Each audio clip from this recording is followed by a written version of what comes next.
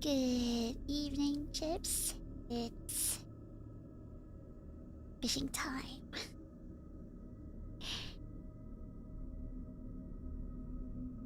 It's spooky story time.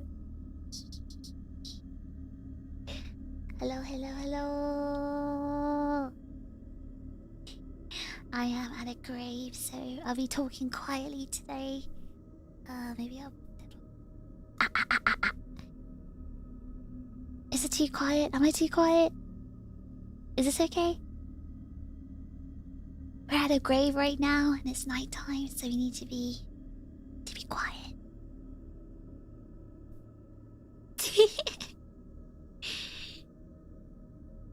Good evening, everyone. Good evening.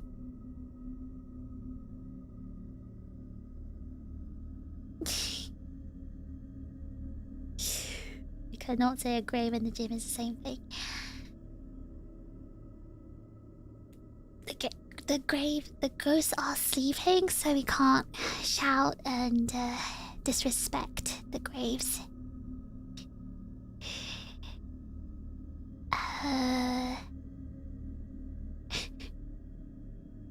Someone is quaking in my boots. Who's quaking in your boots? Who's wearing your boots and quaking in them? No laughing. Shh. I'm the ghost. I'm the ghost of the I'm the ghost of the I'm the ghost of the graveyard. I'm the ghost of the graveyard. Ooh.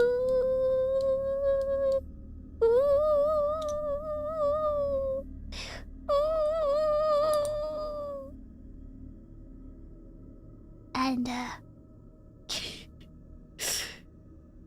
wait, this is what I was supposed to pick up. Okay. I'm the ghost of the graveyard, and today I'll be telling you the ghost of the Leviathan. I'm the ghost of the graveyard, and today I'll be telling you spooky stories. Goes to the pumpkin patch. There's no pumpkins here.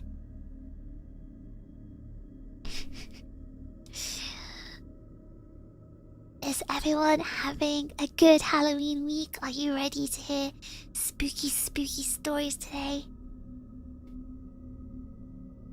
Can ghosts get married? I'd probably have to ask some of the ghosts here. I don't think I can't communicate with ghosts. Because I'm a special kind of ghost. I'm a special kind of ghost. I don't talk to the other ghosts.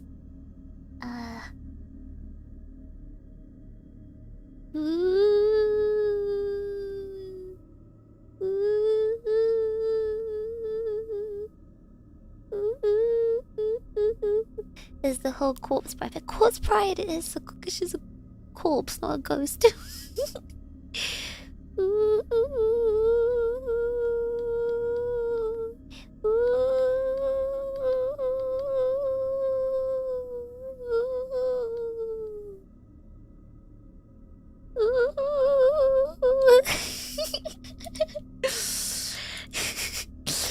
Okay, stop talking about my shins, my fins shining in the moonlight. Even ghosts have some sort of physical form, alright?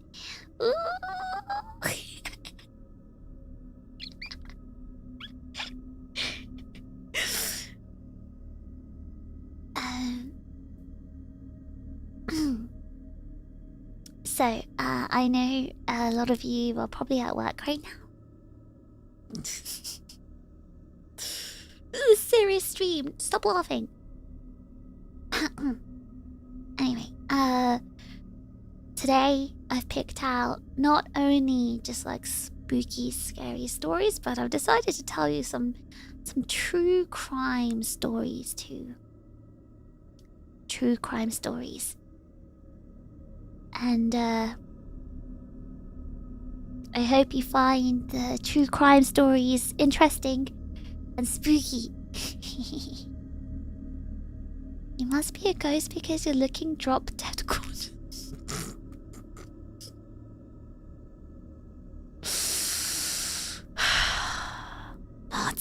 Mods. Put him in the grave.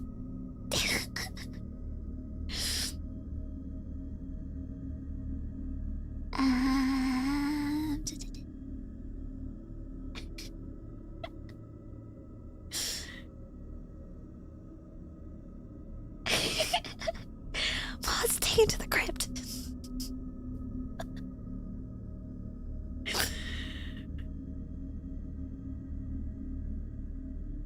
Okay.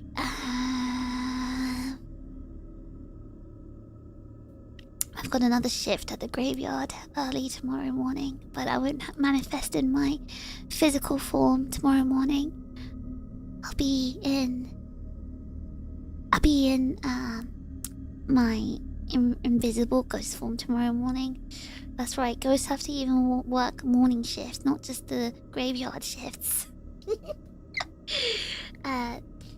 So we'll see how many stories we'll get through today.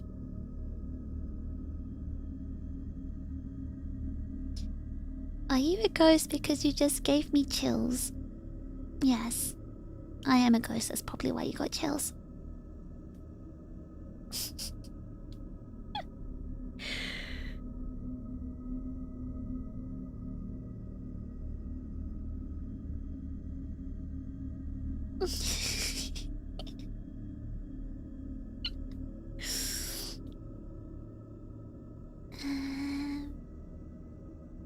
Okay. Are you all ready for your first story? Okay. Tell you the first story.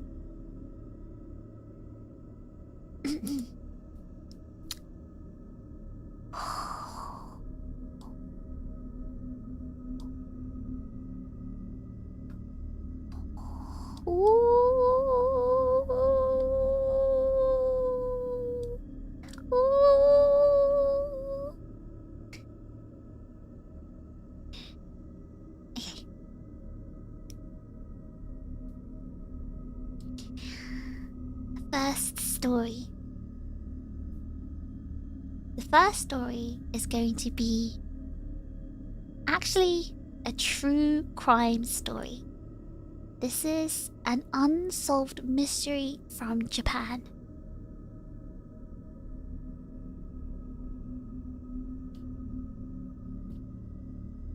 On the morning of March 7th, 1989, in rural Tokushima Prefecture, a little boy seemed to vanish into thin air. 4-year-old Shinya Matsuoka and his family had been staying with relatives for the funeral of Shinya's grandmother. After a morning walk, Shinya's father climbed the steps to his relative's house, with the boy seemingly close behind. When he turned around, however, Shinya was nowhere to be seen. Since the area was hilly and densely forested, many believe Shinya had an accident not far from the quiet residential street. Yet no trace of the child was ever found. Several weeks later, Shinya's mother received a strange phone call at her relative's house in Tokushima. The caller claimed to be the mother of a child at Shinya's sister's kindergarten back in Ibaraki, and asked when the family would be returning home. But her Tokushima accent gave her away, and when Shinya's parents contacted the kindergarten, they were told no such parent existed. No one has ever explained who made the call, or how she knew where to reach the family. Over the years, several people across Japan claim to have seen Shinya. However, none of these supposed sightings led to answers, and Shinya's actual whereabouts remain a mystery.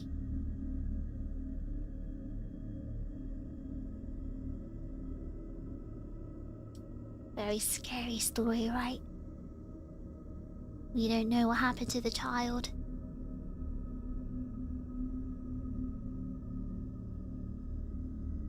He just disappeared one day.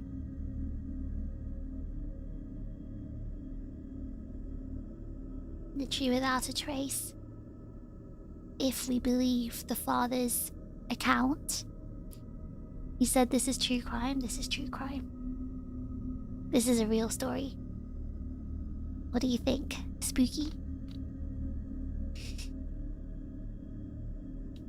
The spooky part about this was that the mother received a phone call at her relative's house in Tokushima.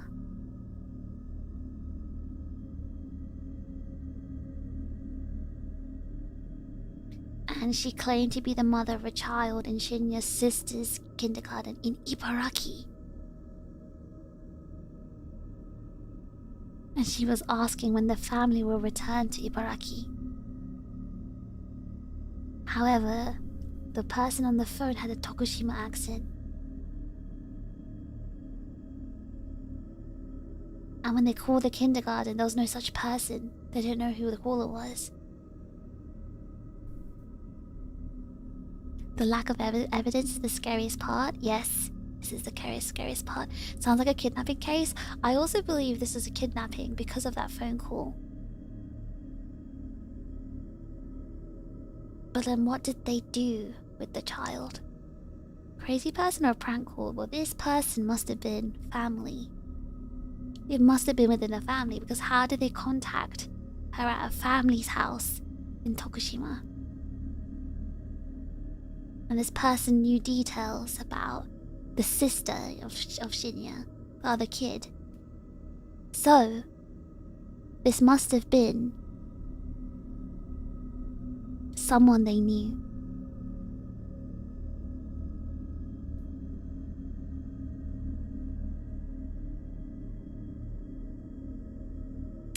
They do, people just know.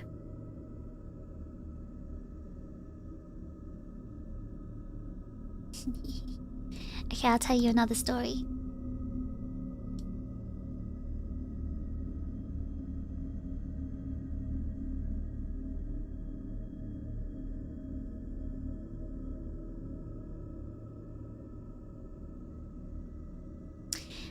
Okay, so this one,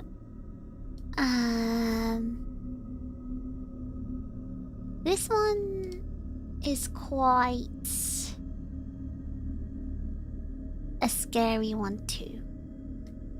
So this story is another... This is another true crime story that happened in Japan. This is the story of the abduction of Megumi Yokota.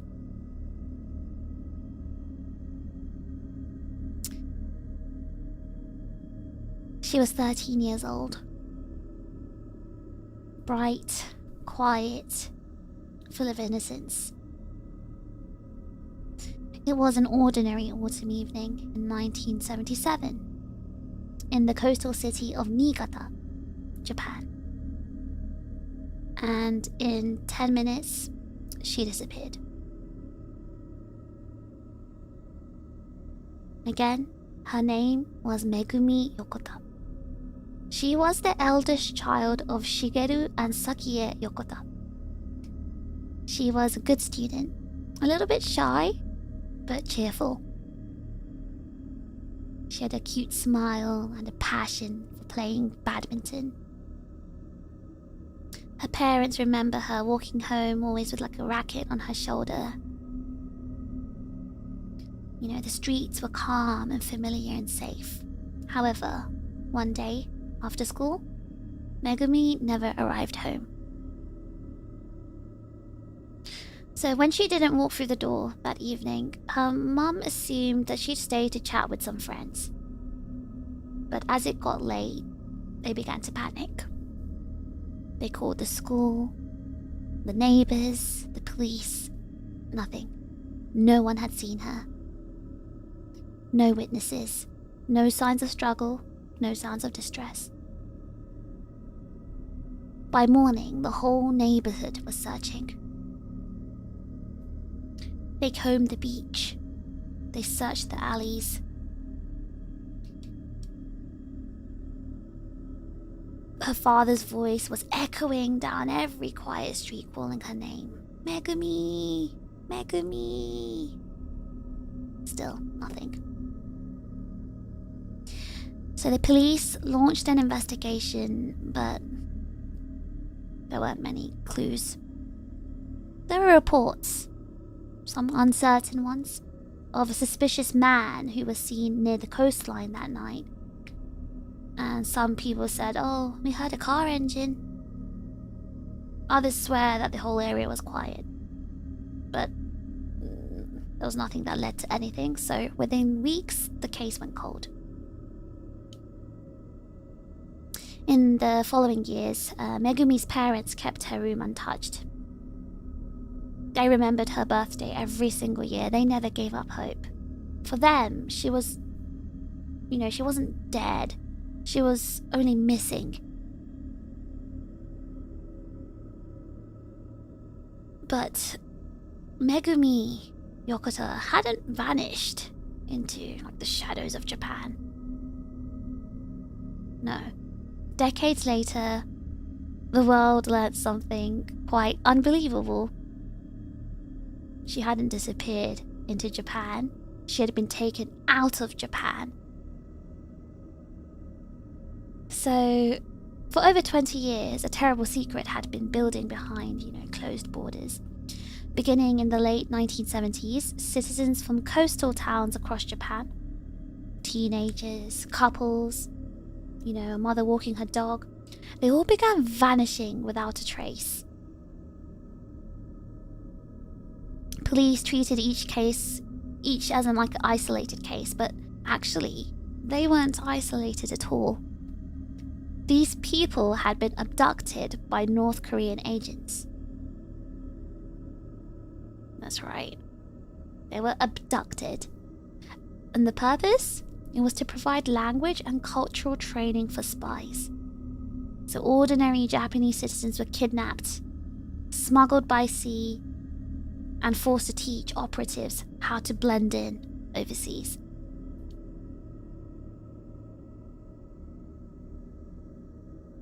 So it wasn't until the late 1990s that the truth began to leak through diplomatic cracks.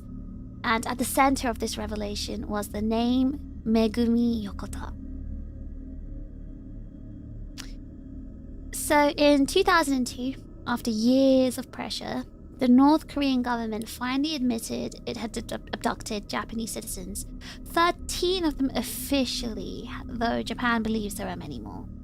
And amongst those names was Megumi. According to North Korea, she had been taken at the age of 13 and brought to the coastal city of Chongjin. And there she was kept under surveillance and she was forced to teach Japanese language lessons. However, they claimed that she had died by suicide in 1994, 17 years after she was kidnapped. And of course, her parents are devastated. But even through the grief, they felt that something didn't add up.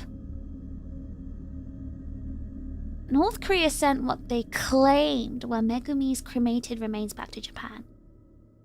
However, the ashes were tested by Japanese authorities and the DNA didn't match. They said the samples were either contaminated or falsified. So it was a lie.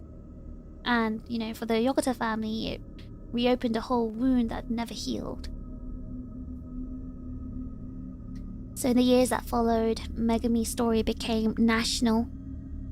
Her parents, now aging, appeared on television, pleading for the truth. They traveled across the world, speaking to governments, human rights groups, anyone who would listen. Sakie Yokota, Megumi's mother, would always speak very calmly, but you could hear in her voice there was something really sad and unbearable, you know. The sadness and pain of a mother who still imagined her child was alive somewhere, waiting to be rescued. And the photographs of Megumi was everywhere. Her, junior high school portrait, where she had short hair, round cheeks, a serious expression. She just looked like any ordinary girl, and that photo became a symbol. So the Japanese government created the headquarters for the abduction issue. Families of other abductees joined together, and they formed an organization known as the Association of the Families of Victims Kidnapped by North Korea. And together they all campaigned for the return of their, loved ones. And, in something good actually did happen. Five abductees were eventually returned to Japan in 2002. And now they're adults, living with the weight of their stolen decades. But Megumi wasn't amongst them. North Korea insisted she was dead, but Japan insisted there was no proof. So her case remained unresolved and suspended between life and death.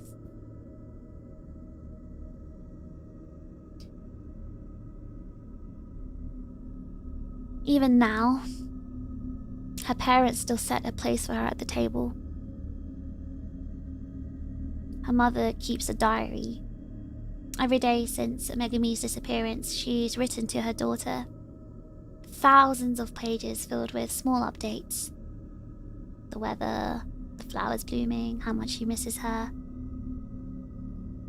When reporters ask what keeps her going, Sakie says she imagines Megumi living somewhere quietly, maybe with a family of her own, waiting for a chance to come home. As for the rest of Japan, Megumi Yokota became more than a missing child. She became the face of an international crime that blurred the line between tragedy and politics.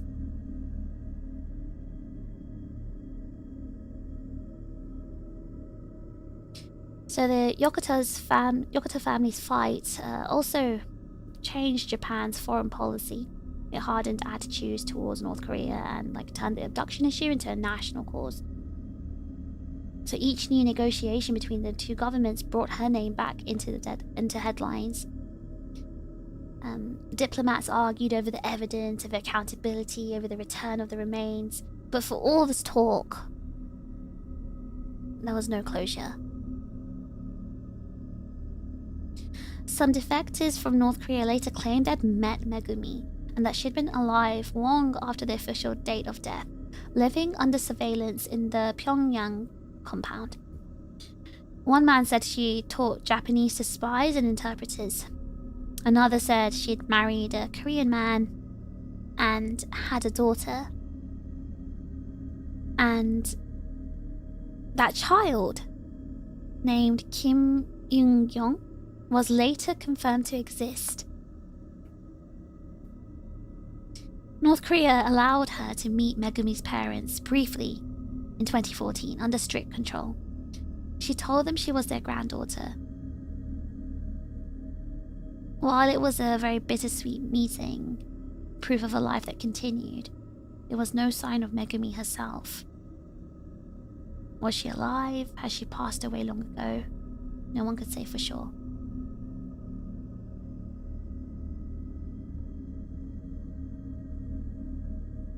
Now nearly 5 decades have passed since that night in Niigata. The coast hasn't changed. Nothing has really changed since then, but her parents are elderly now, and they've spent their entire lives waiting for an answer that never came. And each year on November 15th, small memorials are held. Photographs of Megumi at 13 years old sit beside candles and flowers. Her classmates, now middle-aged, still attend. Some bring their children. They talk about what might have been, the woman she could have become, the life she was supposed to live.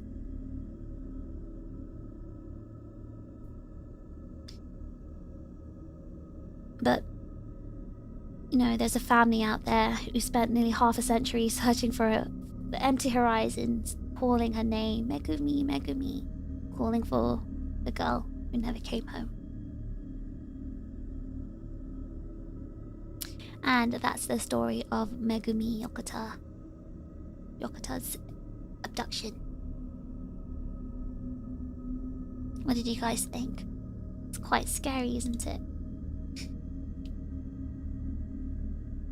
It's mainly the family that people feel sorry for because, you know, they don't know what happened to their daughter and they'll never know.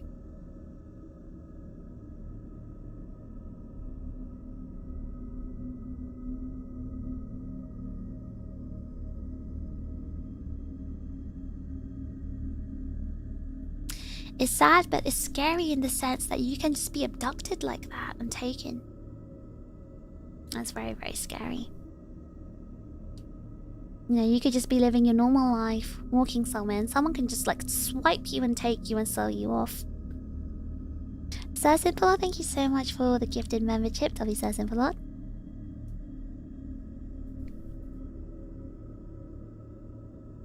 It's more like a thriller story.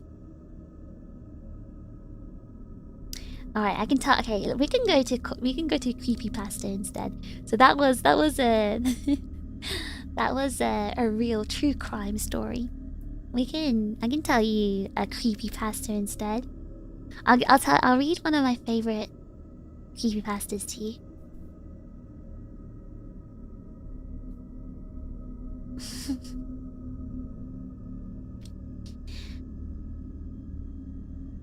There's a reason children aren't allowed to play near major roadways. Yes, it's very easy. Like, it takes just 2 seconds to grab someone, stuff them in the car, and drive off. It takes 2 seconds to slap your hand over someone's mouth, grab them, and leave.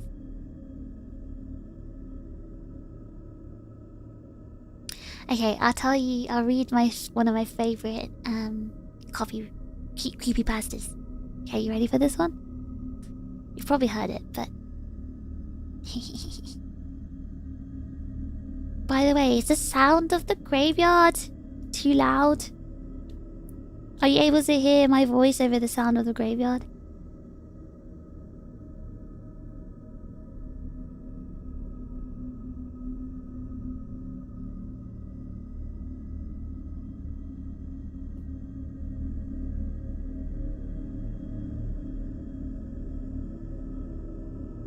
This graveyard sound, but you guys can't hear it. I can hear the graveyard.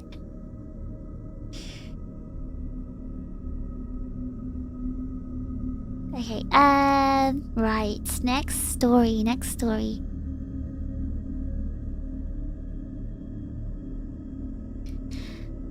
A man went to a hotel and walked up to the front desk to check in. The woman at the desk gave him his key and told him that on the way to his room, there was a door with no number that was locked, and no one was allowed in there.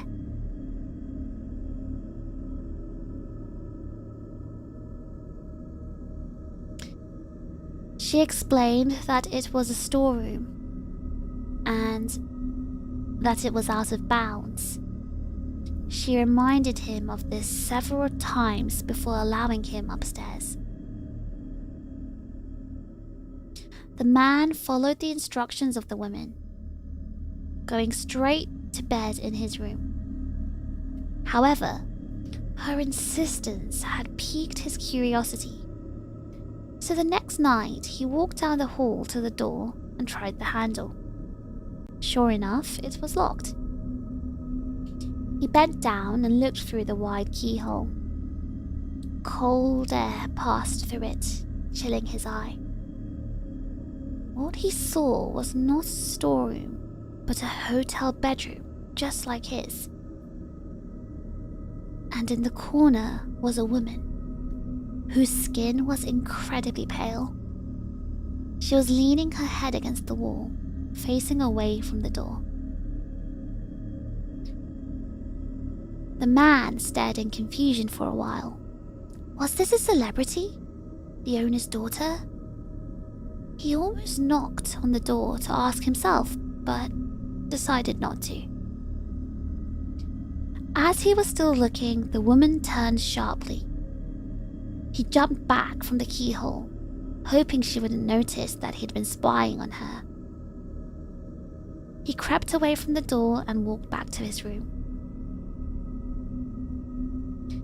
The next day, he returned to the door, and again, he looked through the wide keyhole.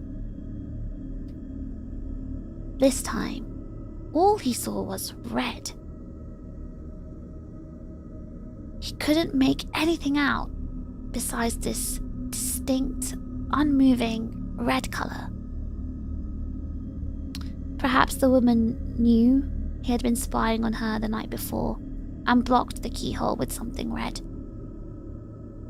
He felt so embarrassed that he made this woman so uncomfortable and hoped that she hadn't complained to the woman at the front desk.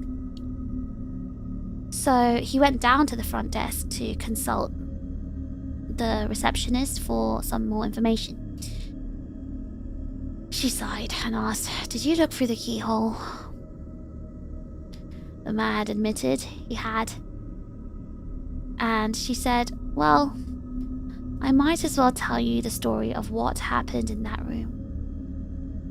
A long time ago, a man murdered his wife in there. And we find that even now, whoever stays in that room gets very uncomfortable. However, the wife who was murdered, she wasn't an ordinary woman. She was white all over, except for her eyes, which were red." Ding!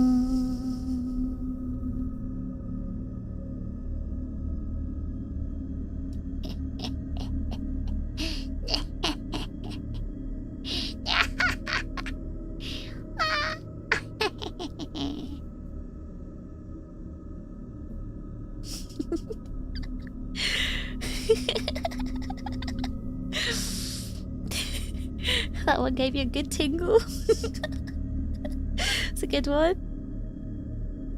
It is one of my favorite ones.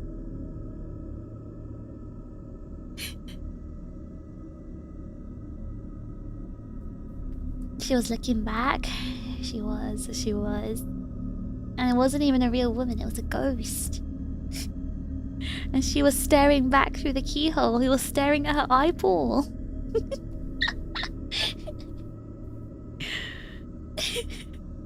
Thank God it's the middle of the day over here, so I'll be able to sleep at night.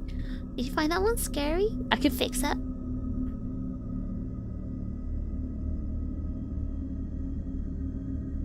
Let's get it.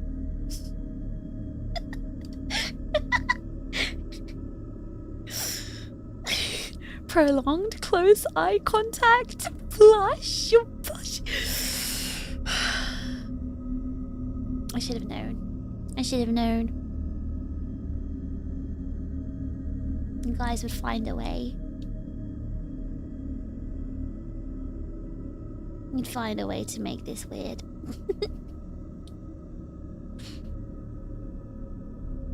The ghost staring contest. Is she a baddie albedo?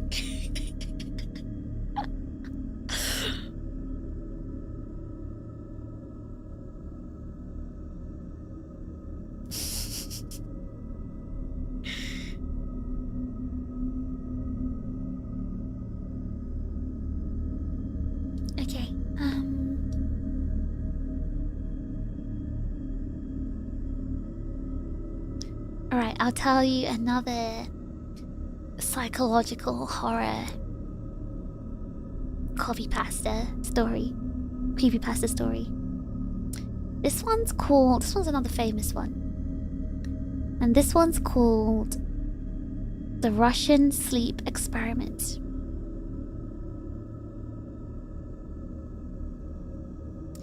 So this one was one of the most popular creepypastas ever written. It's quite old.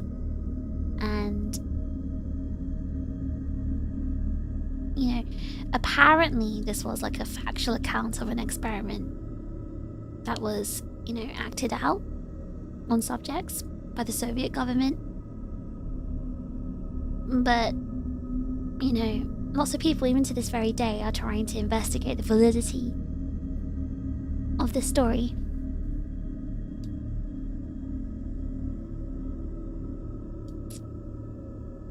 You're going to be able to sleep, right? Don't be silly, I'm a ghost. Ghosts don't sleep. So, let me just tell you the story. Russian researchers in the late 1940s kept 5 people awake for 15 days using an experimental gas-based stimulant. They were kept in a sealed environment to carefully monitor their oxygen intake so the gas didn't kill them, since it was toxic in high concentrations. This was before closed circuit cameras, so they only had microphones and 5-inch thick glass porthole sized windows into the chamber to monitor them. The chamber was stocked with books, cots to sleep on, but no bedding, running water and toilet, and enough dried food to last all 5 for over a month.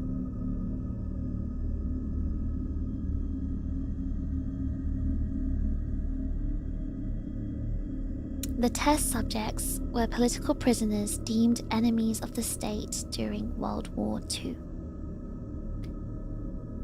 Everything was fine for the first 5 days. The subjects hardly complained, having been promised falsely that they would be freed if they submitted to the test and did not sleep for 30 days. Their conversations and activities are monitored, and it was noted that they continued to talk about increasingly traumatic incidents in their past, and the general tone of their conversations took a darker aspect after the 4-day mark.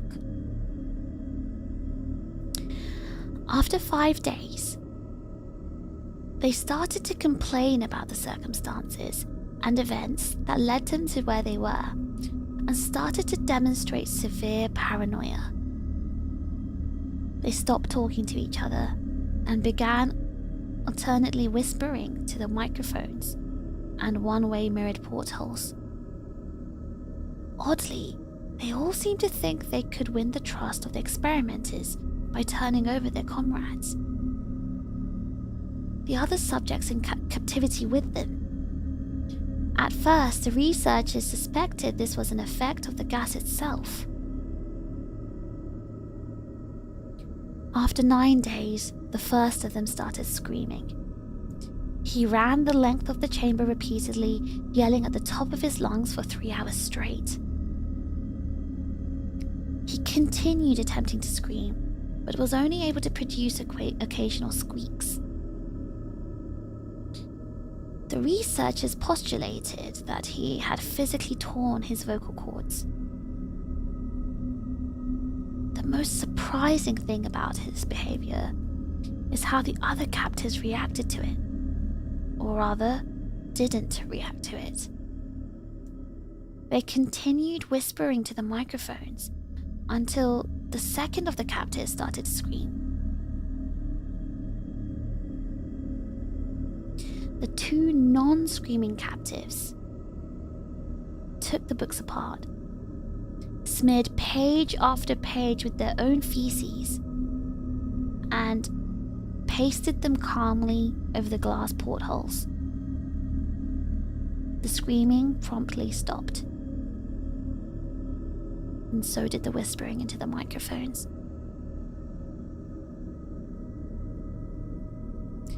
After 3 more days passed, the researchers checked the microphones hourly to make sure they were working, since they thought it was impossible that no sound could be coming with 5 people inside. The oxygen consumption in the chamber indicated that all 5 must still be alive. In fact, it was the amount of oxygen 5 people would consume at a very heavy level of strenuous exercise. On the morning of the 14th day, the researchers did something they said they would not do to get a reaction from the captives. They used the intercom inside the chamber, hoping to provoke any response from the captives. They were afraid we're either dead or vegetables. They announced, "We are opening the chamber to test the microphones. Step away from the door and lie flat on the floor, or you will be shot. Compliance will earn one of you your immediate freedom." To their surprise, they heard a single phrase in a calm voice respond, "We no longer want to be freed."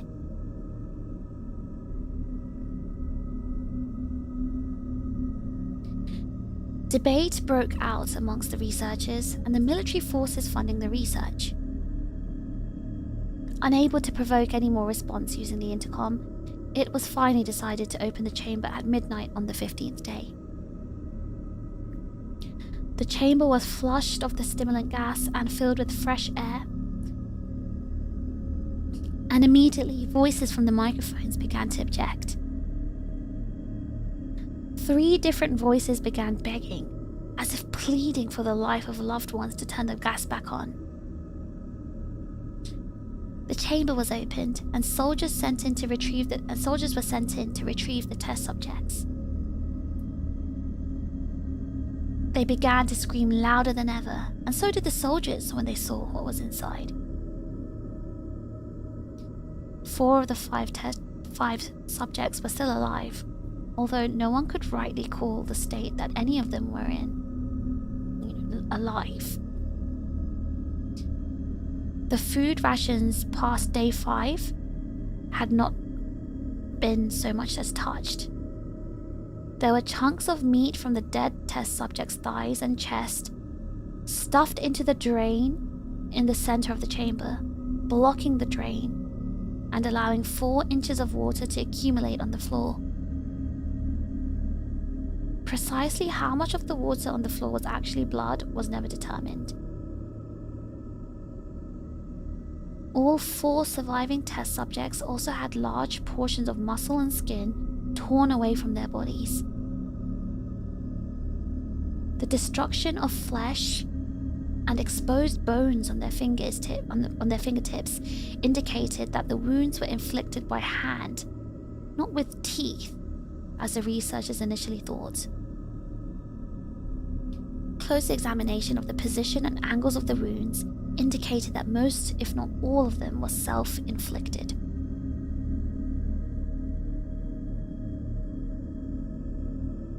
The abdominal organs below the rib cage of all 4 test subjects had been removed, while the heart, lungs, and diaphragm remained in place. The skin and most of the muscles attached to the ribs had been ripped off, exposing the lungs through the rib cage. All the blood vessels and organs remained intact.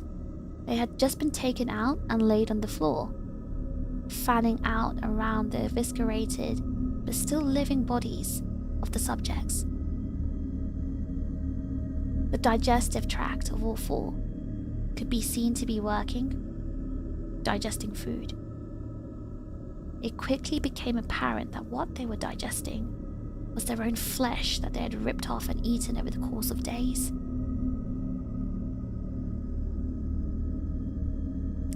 Most of the soldiers were Russian special operatives at the facility, but still many refused to return to the chamber to remove the test subjects.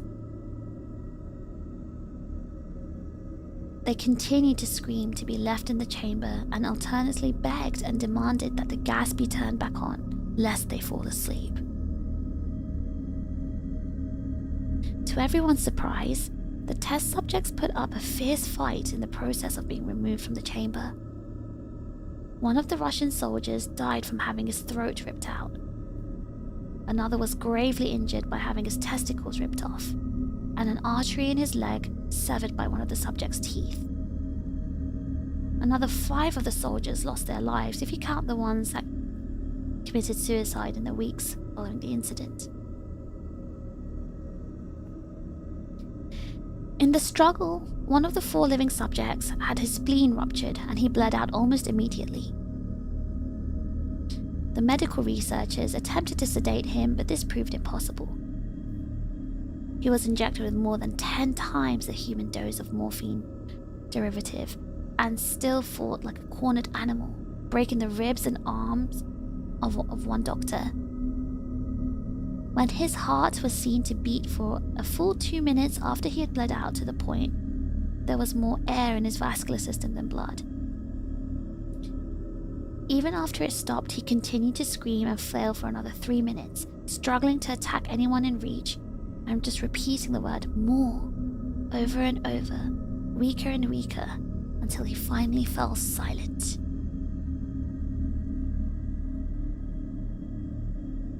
The surviving 3 test subjects were heavily restrained and moved to a medical facility.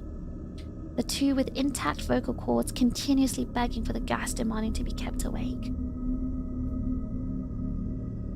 The most injured of the 3 was taken to the only surgical operating room that the facility had. In the process of preparing the subject to have his organs placed back within his body, it was found that he was effectively immune to the sedative that they had given him to prepare him for the surgery. He fought furiously against the restraints when the anesthetic gas was brought out to put him under. He managed to tear most of the way through a 4-inch wide leather strap on one wrist, even though the weight of a 200-pound soldier was holding that wrist as well.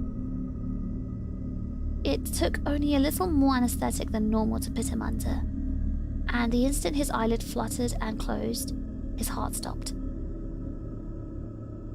In the autopsy of the test subject that died on the operating table, it was found that his blood had triple the normal amount of oxygen. His muscles that were still attached to his skeleton were badly torn, and he had broken 9 bones in his struggle to not be subdued. Most of them were from the force his own muscles had exerted on them.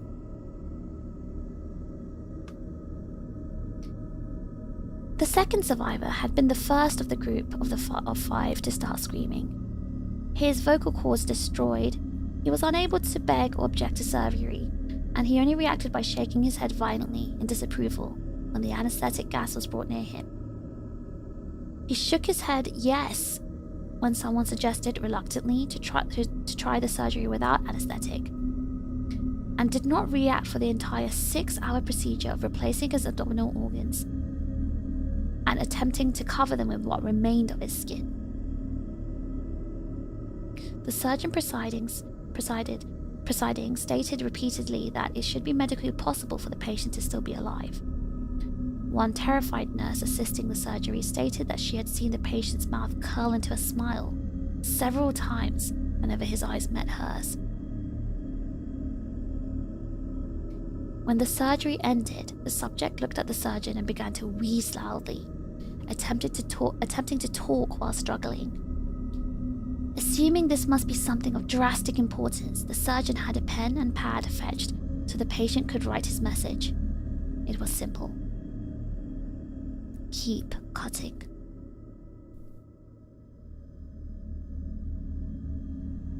The other 2 test subjects were given the same surgery, both without anesthetic as well. Although they had to be injected with a paralytic for the duration of the operation, the surgeon found it impossible to perform the operation while the patients laughed continuously. Once paralyzed, the subjects could only follow the attending researchers with their eyes. The paralytic cleared their system in an abnormally short period of time, and they were soon trying to escape their bonds. The moment they could speak, they were again asking for the stimulant gas. The researchers tried asking why they had injured themselves, why they had ripped out their own guts, and why they wanted to be given the gas again. Only one response was given. I must remain awake.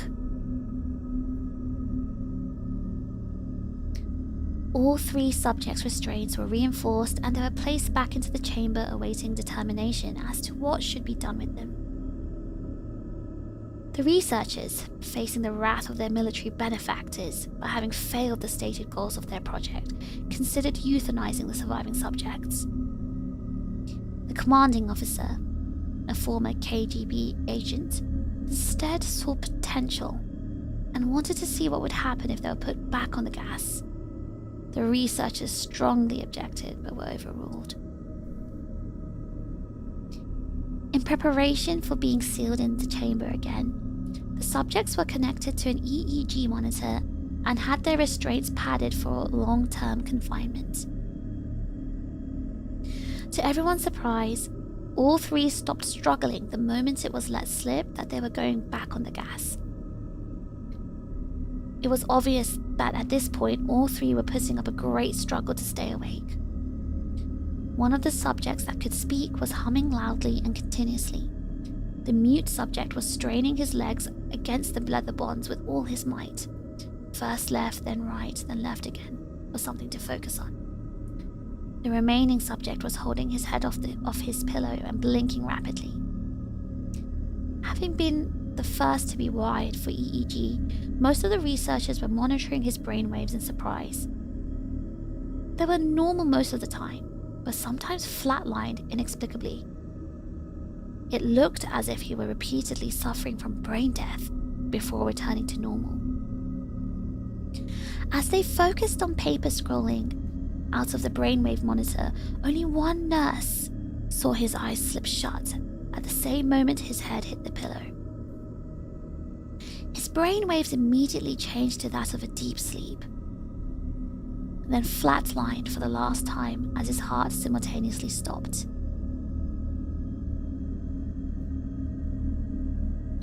The only remaining subject that could speak started screaming to be sealed in now. His brainwaves showed the same flat lines as the one who had just died from falling asleep. The commander gave the order to seal the chamber with both subjects inside, as well as 3 researchers. One of the named 3 immediately drew his gun and shot the commander point blank between the eyes, then turned the gun on the mute subject and blew his brains out as well. He pointed his gun at the remaining subject, still restrained to a bed, as the remaining members of the medical and research team fled the room.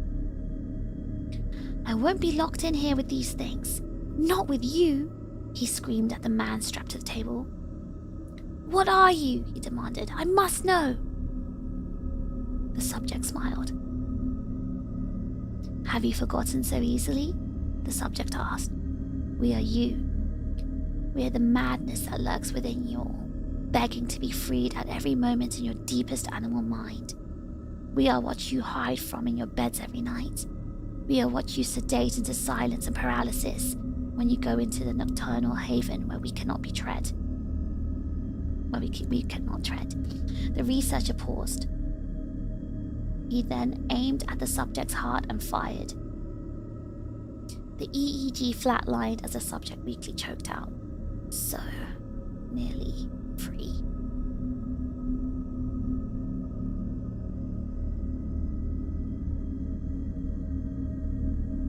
That's the story. That's the famous Russian sleep experiment story. What do you guys think? Do you think it's real?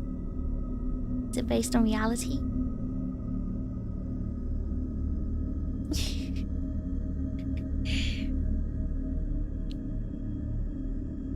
So, I actually went... I think the longest I went without sleep was about almost 70 hours. And I think around like 60 something hours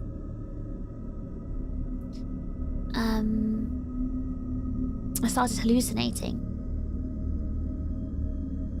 like I actually started seeing things, and I felt like I was actually, you know, getting dementia or something. I don't know, like I was forgetting things. I thought I was seeing things and hearing things. It was very scary. I don't remember everything anymore, but I was definitely getting delusional and like hallucinating around I can't remember exactly what hour it was. But it was around like hour 60 something. And that's when I realized I really, really need to sleep. Like, I have to sleep. Did you see the Hat Man? I don't remember what I saw, but it wasn't like anything human. I wasn't seeing humans. I can't remember what it was that I saw. There was like things. Can't you die from the lack of sleep? You can, you can. It's also just very brain damaging. I don't remember why I had to stay awake for so long. I think it was just like circumstances. This was during a time where I was in university. I was a full-time student, but I was also working like 3 jobs at the same time. And I also had a very important paper that was meant to be submitted. So, yeah, I had to stay awake for that. I remember when I had no sleep for 3 days, I was hallucinating fake memories. Yeah, I definitely had hallucinations. I had hallucinations for sure. Sometimes I feel like there's something in the dark at the corner of the bathroom, and it's always the bathroom. Bathrooms are scary. The legit world record for the longest time awake is 11 days, 25 minutes. Things get crazy after hour 30. Yeah, no, things got definitely crazy. Well, I don't think it was hour 30. I was like very tired. I was going through like weird adrenaline rushes after like hour 30, but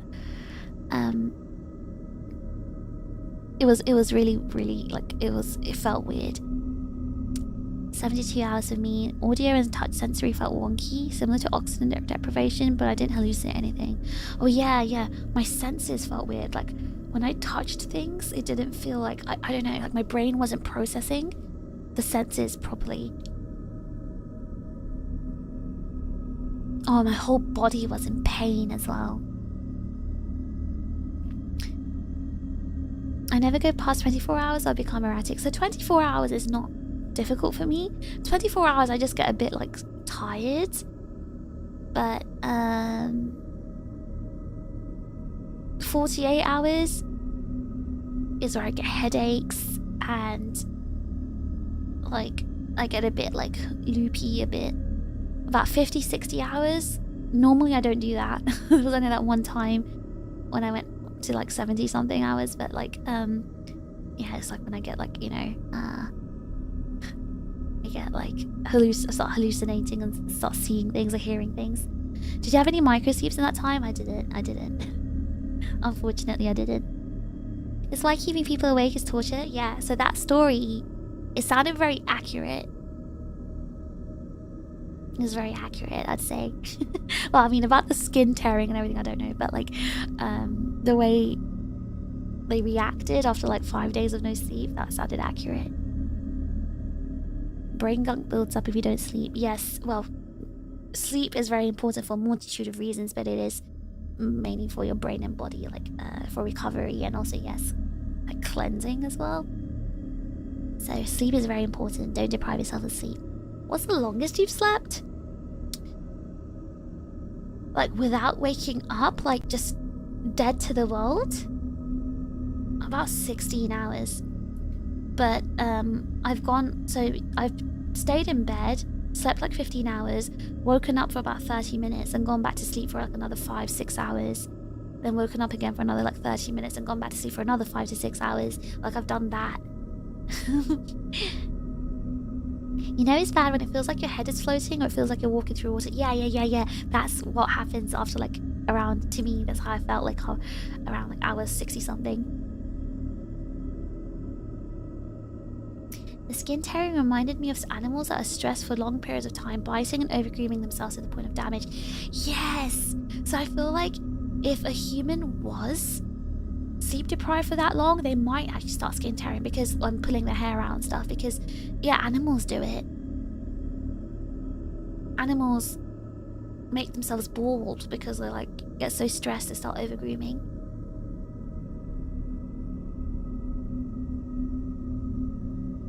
You'll wait for 30 hours. That doesn't sound very safe. My record for sleep is like 12 to 14 hours straight. Yeah, I think mine was like 15 hours straight, maybe. I slept a total of 7 hours over 3 nights 2 days ago, and it was quite a weird experience.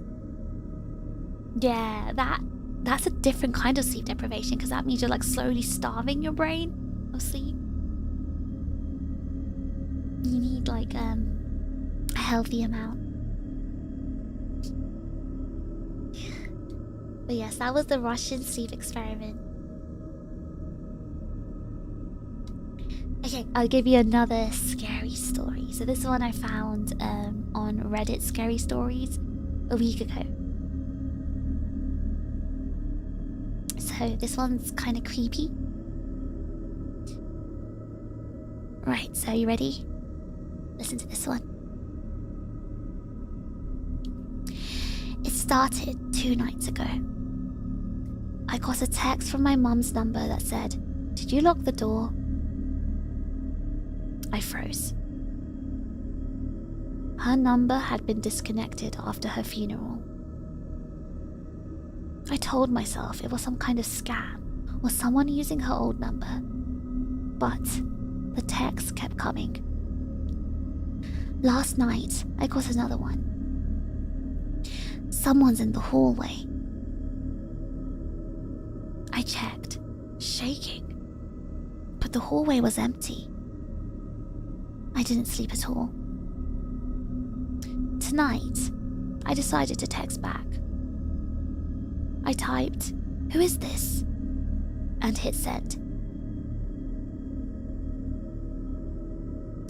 A minute later, I got a photo in return. Blurry. Taken from the end of my hallway. It showed me sitting on my bed, looking at my phone. I dropped my phone and ran to the hallway, but no one was there. My front door was locked, my window shut. I checked the phone again, I checked the photo again, zooming in. And that's when I noticed something I hadn't seen before. A faint figure behind me in the picture. A woman's silhouette. Her hand was reaching out towards my shoulder. I tried to call the number, but it went straight to voicemail. The automated voice said the number was no longer in service. That's when I heard my phone buzz again. Another text. It said, "Don't be scared, honey. I just wanted to make sure you were safe." My eyes filled with tears. I whispered, "Mum?" into the silence. Then, another message appeared. This time, the words were shaky. Letters uneven, like she was struggling to type. "He's in the house." Before I could move, I heard the floorboards creak behind me. Slowly, I turned towards the sound. My phone slipped from my hand, the screen still glowing with the final text message that had appeared. "Run." I bolted for the door, but it wouldn't budge. The lock was cold, almost frozen. I could hear slow, heavy breathing coming from somewhere in the dark living room. Every instinct told me not to look, but I did anyway. There was a man standing there, or something shaped like one. His face was wrong, blurred like a smudge that kept shifting. I stumbled backwards, grabbing my phone from the floor, trying to call 911, but the screen glitched, letters flickering between numbers and words. Then for a split second, Mum's contact photo appeared again. The phone vibrated once more, and a voice message started playing automatically. It was her voice. Weak, distorted. I tried to warn you. He followed me from the other side. The lights flickered out completely. I could still hear her voice through the phone, whispering softly, "I love you." And underneath that, breathing. Closer now. Right behind me. That's the last thing I remember before everything went dark. I woke up this morning on the floor with my phone in my hand. All the texts and the photos, gone. The call log was empty. But there was one new message waiting for me. No number, just words. "See you tonight, sweetheart."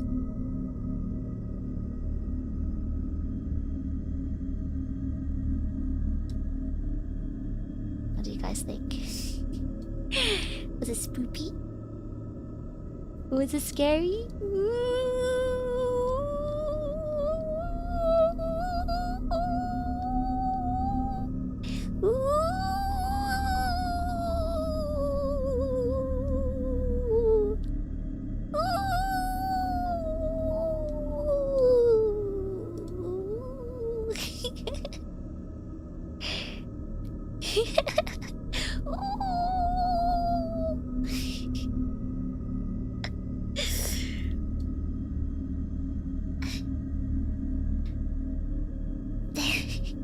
You like my storytelling voice? I feel like I have really bad expression when I read stories. Okay,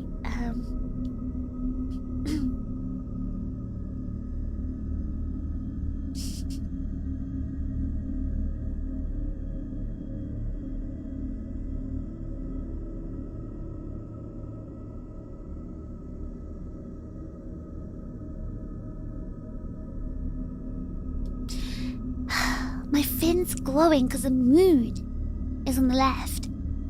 The light shining from the left.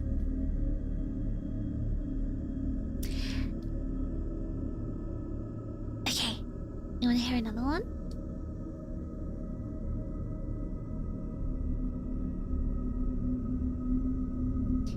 Okay, this one's also another texting one.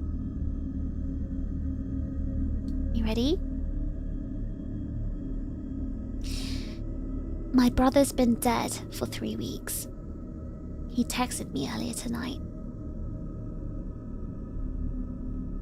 This situation is absurd, terrifying, and wholly impossible, but it's happening to me. And if possible, I have to tell someone, anyone. This post might be the only way I can get out what's happening to me. 3 weeks. It was 3 weeks ago. My brother Daniel, he died in a car crash.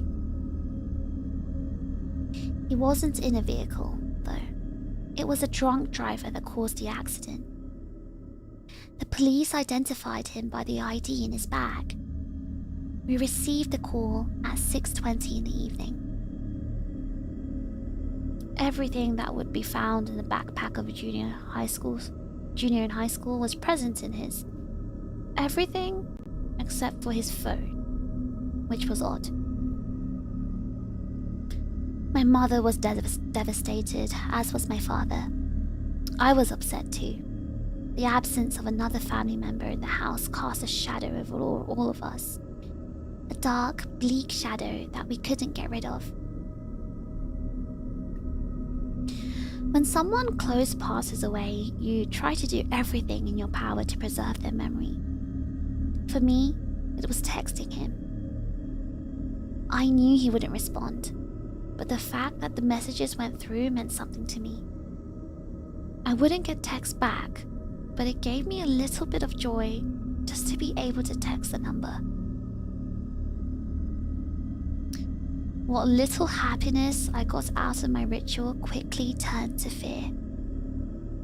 Tonight, 3 weeks after Daniel's death, I got a text back. I miss you too. Where are you? It was in response to the last text I sent him. I love you, Dan, and I miss you. That reply came at 7:25. I didn't want to tell my mum or dad. They wouldn't believe me. That, and they'd probably think it to be some cruel, untimely joke I was playing. Look, Daddy's messaging me back. Isn't it awesome? They'd hate it. I couldn't tell them. At 7:35, after much deliberation, I texted back. What? Is this a joke? Who are you? Why do you have Danny's iPhone? Why are you doing this? He, or whoever was using his phone, replied seconds after. It's me. It's your brother Danny. I woke up a while ago. My leg hurts, so I can't walk too fast, but I'm making my way back home now.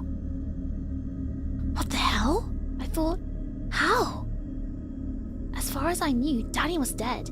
That was a fact. So either this was a cruel joke from someone who had managed to get a hold of his phone, or something else was happening. I could only think about that comment regarding the leg. My leg hurts. My leg hurts. His leg hurts. The thing is, his left leg was pulverized in the accident. How would a person who had just taken his phone know that? Fingers trembling, I typed out another reply. What do you mean you're making your way back home? What does that mean? Who are you? I only got one reply after that. For the next hour or so, it was complete radio silence. I'm your brother.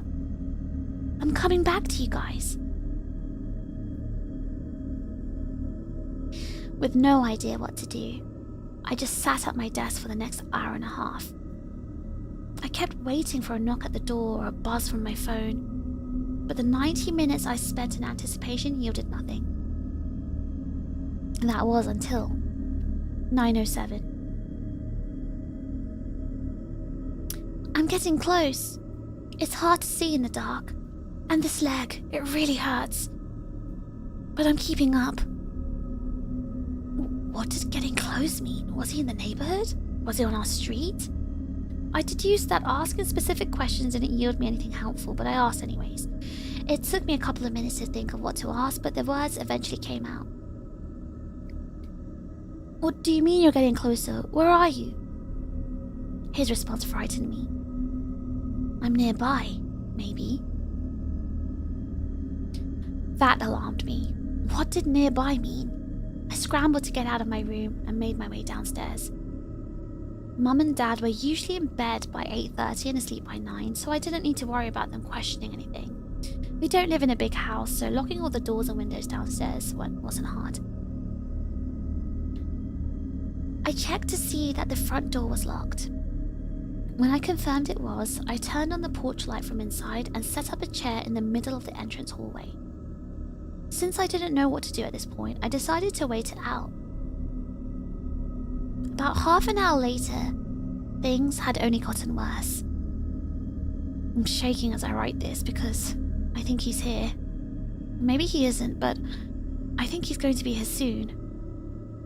I received another text at 9:38. I'm close, I think. I can't quite remember which house is ours. I think I'll look for the light. Fear shot through me like lightning. Our house couldn't have been the only one with lights on at this hour.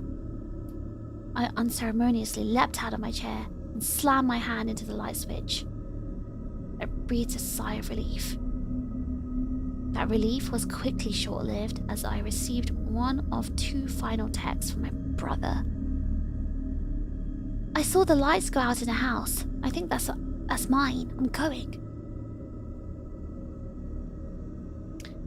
I looked down at the words on my phone screen for a moment. No way. He couldn't possibly be referring to this house. I knew I was lying to myself. I went to the kitchen and grabbed one of our knives. I hadn't the slightest clue of what I might have to use it on, but it made me feel a bit safer. Just as I sat down, I felt the stomach-churning sensation of my phone vibrating in my pocket. The rapid, fearful beats of my heart made my chest ache. Hesitantly, I turned on the phone and looked at the most recent and final message I was sent. I'm here.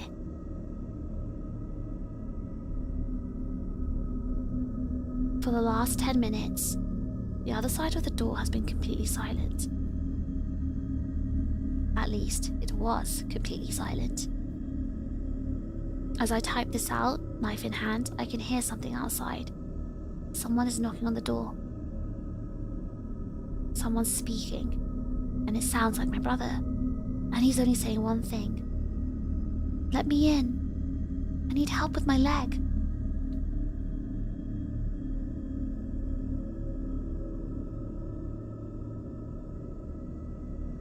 I'm going to open the door.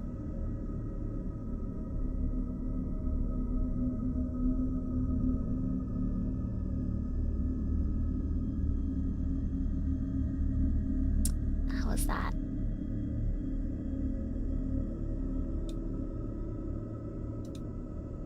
Was it spoopy?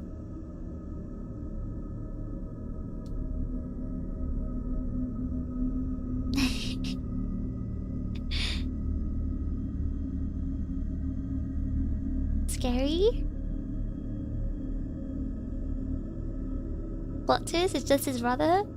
But his brother's dead.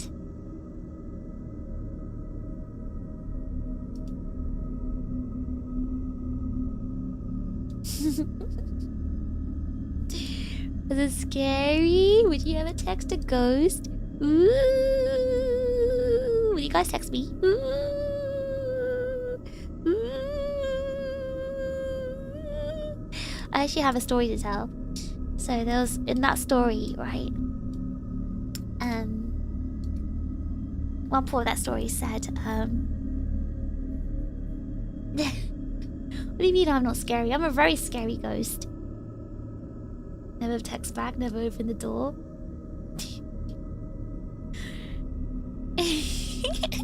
No, I'm good. You wanna text me, guys? I'm a cool ghost. I'm not a scary one.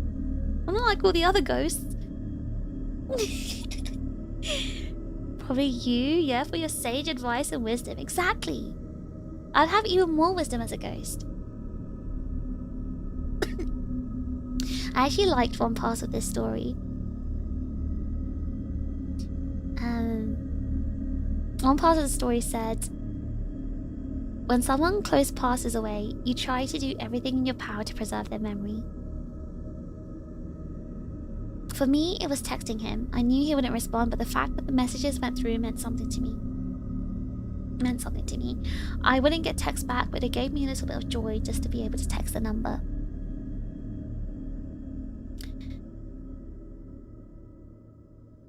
So that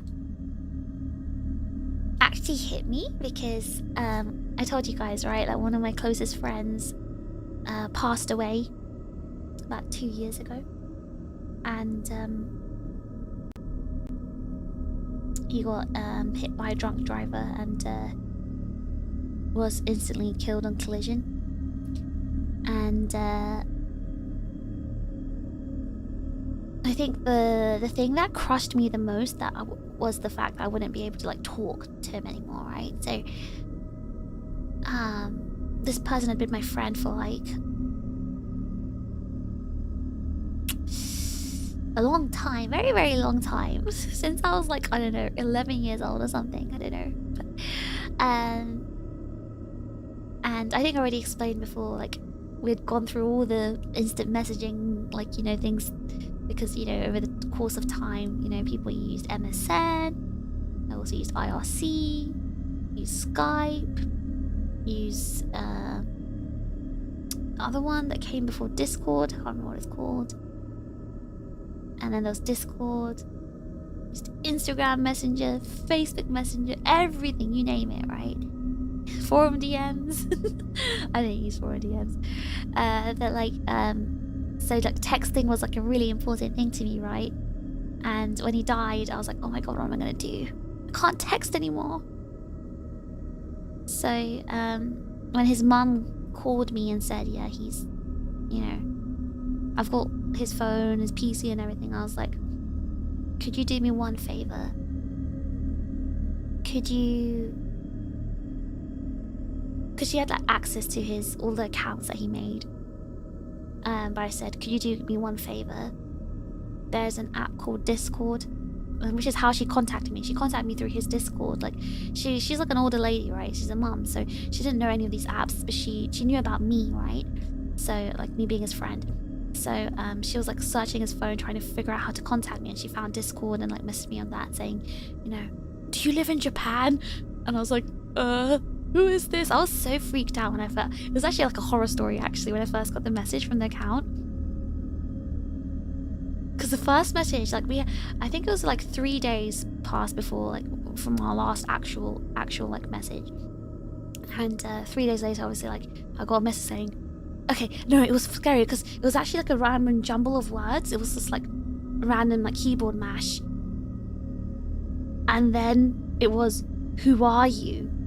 And I got really scared. I was like,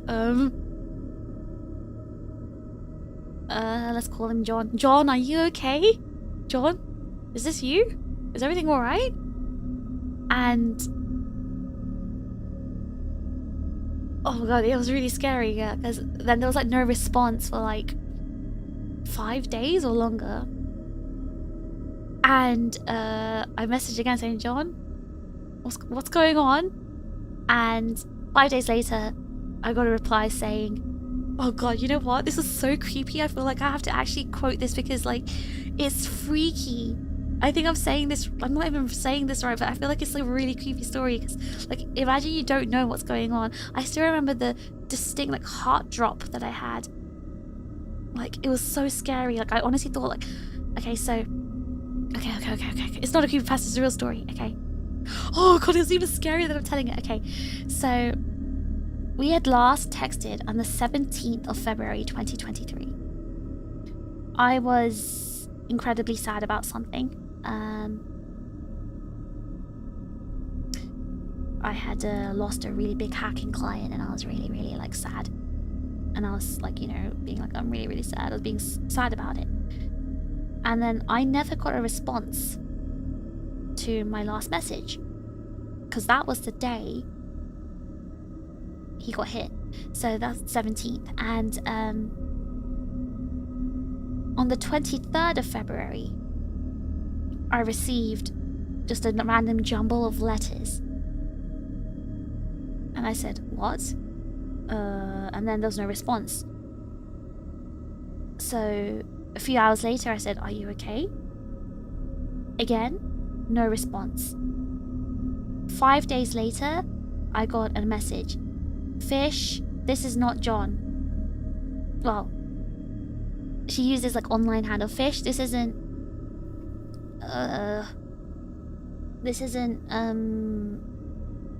Bugman 500. This is his mum and he's not okay. And I was like, I still remember the fear from reading that message. Like, even looking at this message right now, I'm like struck with fear. Like, why did she have to write it like that?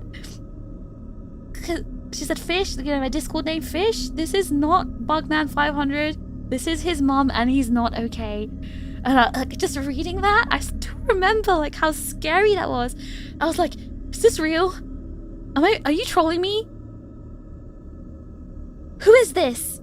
And the response was, no, I do not know who you are, and this is no joke. And then they said, are you a real life friend? And I said, are you his real... I wrote, are you really his mother? How are you accessing his Discord? Who are you? Why do you have John's phone? Where is John? So I was using his real name there. Where is John? And she wrote back, I have his phone. I said, where is he? And then she responded, oh, okay, you know him. I'm sorry to tell you this, but he was hit by a drunk driver on his way to work. And I was at this point I was getting hysterical. I was like, where is he? Where is he? I was literally spamming it. Where is he? Is he still in I wrote the state. Is he still in this state, or is he in the state so of his parents live in New York? I said, is he in this state or is he in New York? If you're really his mother, have you flown to this state? Where are you right now? Who is this? I was literally freaking out. I was actually literally losing it. I was actually freaking out. And the thing is, right, was voice call not available? Skit. I was literally, my stomach was in fear. As far as I thought, I thought some stranger had his phone and was pranking me. Or this was some ultimate scam that was asking me for money. But I was... And then I've been told that, my friend of ages, over a decade had been hit by a car and, I didn't know if he was alive or dead. I was freaking out. Also, I want to say something right now. When this happened, I was outside. I was at a restaurant. I was freaking out and losing it at a restaurant. I started having palpitations, and so I was out with 3 other friends at the time, and I was just I was really scared. Anyway, so I said, if you're his mother, have you flown to his state? And then tell me what state he's from, tell me where you are right now. Are you really his mother? I was insisting, trying to prove if this was actually a troll or not. And then she wrote, I'm in blah blah blah state with my husband and son. So she has another son, his brother. I'm in the state with my husband and son to bring him home. He was killed instantly. And then I was like, no. I literally wrote no. And she wrote, I'm so sorry. I was like, no, this can't be real. Show me proof. And she said, are you in Japan? And I was like, no, this isn't real. This isn't real. This isn't real. And I was like, I am in Japan. This isn't real. Please tell me this is a joke. This isn't funny. I was literally, I'm looking at me freaking out. I feel so sad just looking at my own messages because I was freaking out. I wasn't even typing properly. I was freaking out. And then she wrote, I knew it. I knew I had to find you. And then I wrote, can I call? So at that point, I thought, okay, I'm going to have to call. I need to verify this is all real. At this point, I don't care. I need to call and find out if this is real. Or if this is some stranger with his phone, or he's being pranked or what. And this is how you know this person's old. She was like, do you want my phone number? I was like, no, we can call through Discord. And then she still sent me her American phone number. And she said, please contact me when you're ready. Capital letters, full stop, everything. And I was like, oh my god, this is scary. I was freaking out. And then I did actually call. It was a 15-minute long phone call on Discord. I verified that she was indeed his mother. She did indeed have his phone. He was indeed dead. It was a really, really tough call. Because I was losing it. I was losing it and freaking out. I still remember exactly where I was. I was in Akihabara at the time, and I remember literally having a hysterical breakdown on the street. I never, I've always wondered to myself, right? How would I react if someone close to me would die? Because I've had deaths in the family before, but I kind of reacted with not dramatics and hysterics. It would I get, usually when I'm trying to I get quite emotionally closed off when I'm faced with something tough. I sort of almost put up a barrier and a wall, and I let it slowly sink in my own time. I don't react straight away. So I actually I shocked myself with my own reaction because I didn't think I would react like that. Full on hysterics, screaming and crying. But I guess it's different when it's literally your closest friend in the world.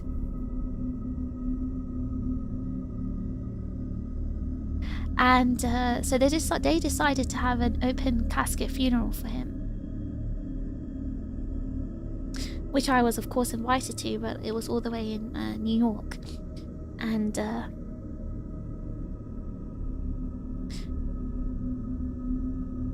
I couldn't go. Snowy offered to, you know, cover the flight and everything for me. So Snowy was one of the people I was with when I was out at the time. It was Snowy and some other friends.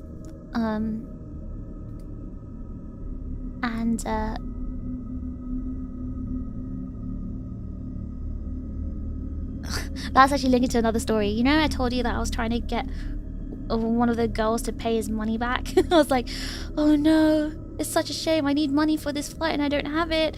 Oh, it'd be such a shame if you know, you'd have to ask someone to pay that money back to you. Oh my gosh. So I was a bit cheeky there. I did make him get one of those girls to pay back his money. But good man, Snowy showing his a bro again. Yeah, no, I appreciate that. No, I honestly do still. I still really appreciate it. But in the end, I didn't go.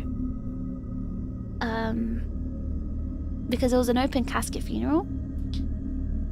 And I thought really long and hard over it. Like, I was thinking, I've never actually, despite knowing this guy, like, I had known him for majority of my life, right? I'd known him since I was 11 years old. We were both kids on the internet. I'd never met him in real life. Ever. We were just online friends. And I felt very weird that my first ever visit to see this online friend was to see his dead body in an open casket funeral. I didn't know if I wanted that to be my last memory and my first ever memory of seeing him in real life.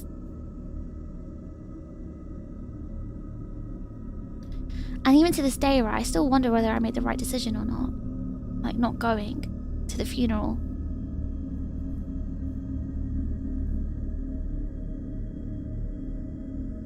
But I don't know, what would you guys do? Let's say you had an online friend that you've known for a long time. Would you go to their funeral if it's like your closest friend in the world, closest friend ever? Would you go to their funeral? Would you go, like, let's say they're in a different country. Would you go to their funeral? Let's say this exact same situation happened to you. What would you guys do? I remember a couple of years ago, my uncle who raised me passed away. I never felt anything until I actually saw him just laying there. That's a good point. The two close deaths I had, one of them was my uncle, and he was like my closest uncle. I really, really love my uncle. And one of them was my granddad. And I guess because I wasn't there when they died, I wasn't in the same country, I wasn't there at the funeral. My granddad died in London while I was still in Japan last year. And my uncle died when I was like 14. He was in Thailand at the time. And because that's where he decided to retire. He retired very early. He was only like 50 something when he died. But I was a kid. I was in London, so I never got to see either of these two family members. Maybe that's probably why I guess I never really had a strong reaction, because I didn't actually see them. So maybe, I don't know. I'd want to go. There's no correct answer, I think. Probably hard to say. There's no correct answer, of course, but I want to know what you guys would do and like the reasons you would do it. My grandfather had an open casket funeral early this year. Open caskets can be emotionally rough.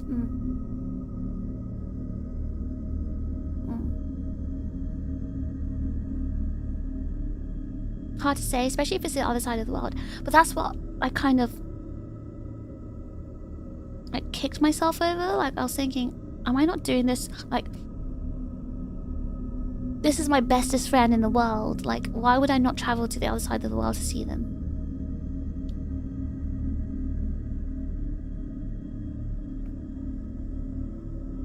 Depends if I was financially able and could get the time off. So I wasn't able to do either. I wasn't really financially able. It would have cost me a lot. And I was quite scared as well because it'll be my first time in America as an adult. And because at that point I had not been to America as an adult by myself. And I'd never, you know, I didn't know how to navigate in like New York and stuff like that. I was really like scared about multiple factors, and all, even though his family, his mum said she would like, you know, take care of me and everything, I was really nervous meeting like this woman who I'd never spoken to my entire life until her son died. She knew about me because he spoke about me, so she knew who I was. That's why she was trying to find me.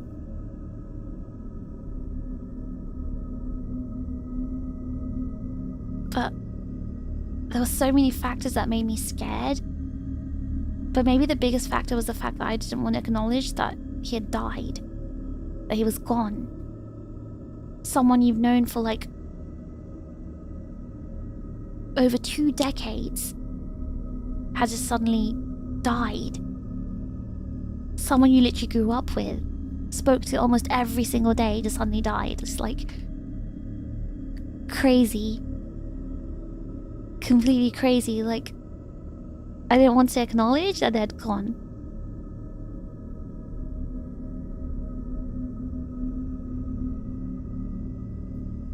Imagine having to explain yourself to a family that's never met you. Yeah, definitely. Like, his mom was obviously understanding his parents, but like, I guess like other family members would just know me as some random online friend. Just a random forum friend, online anime forum friend. It's kind of awkward. It's like, why are you here? Well, because obviously not everyone knew that, you know, we were besties, right? And they wouldn't know that. I don't think I would. I'd rather my first meeting with them to not be a permanent goodbye. Yeah, Yasu, I think I had that mentality as well. Like, I didn't want it to be like a goodbye meeting. I would like to be the kind of person that would, but it'd be hard. I think I also had that thought in my head as well. I want to be the person that would, but I couldn't be that person. I've done similar. When my grandfather was still alive, a lot of his jaw was gone from cancer, and because I didn't want to override my last good memories of him, I didn't want to see him. I think that is a different situation, because you want to remember that person as you last loved them and remember them. That's a bit different, I think, as well, because at that point, if they're like gone from dementia or cancer or something, like, they probably wouldn't want you to see them either. If I hadn't met them in real life, then I wouldn't go. I understand. The scariest story? Regrets. This is so true. The scariest story is truly regrets. Honestly, that's the biggest horror. Regrets. The hospital refused to let me see my grandfather as he was on life support, and after he passed, his family took his body. Nothing was said to me. His home was cleaned out, and you could have gone to Israel to see. I'm sorry about that, Kasetsu. Depends on the person, but generally I like to go if it was financially feasible, even if I had to squeeze a bit. I think that's why I felt quite bad about it and guilty, because like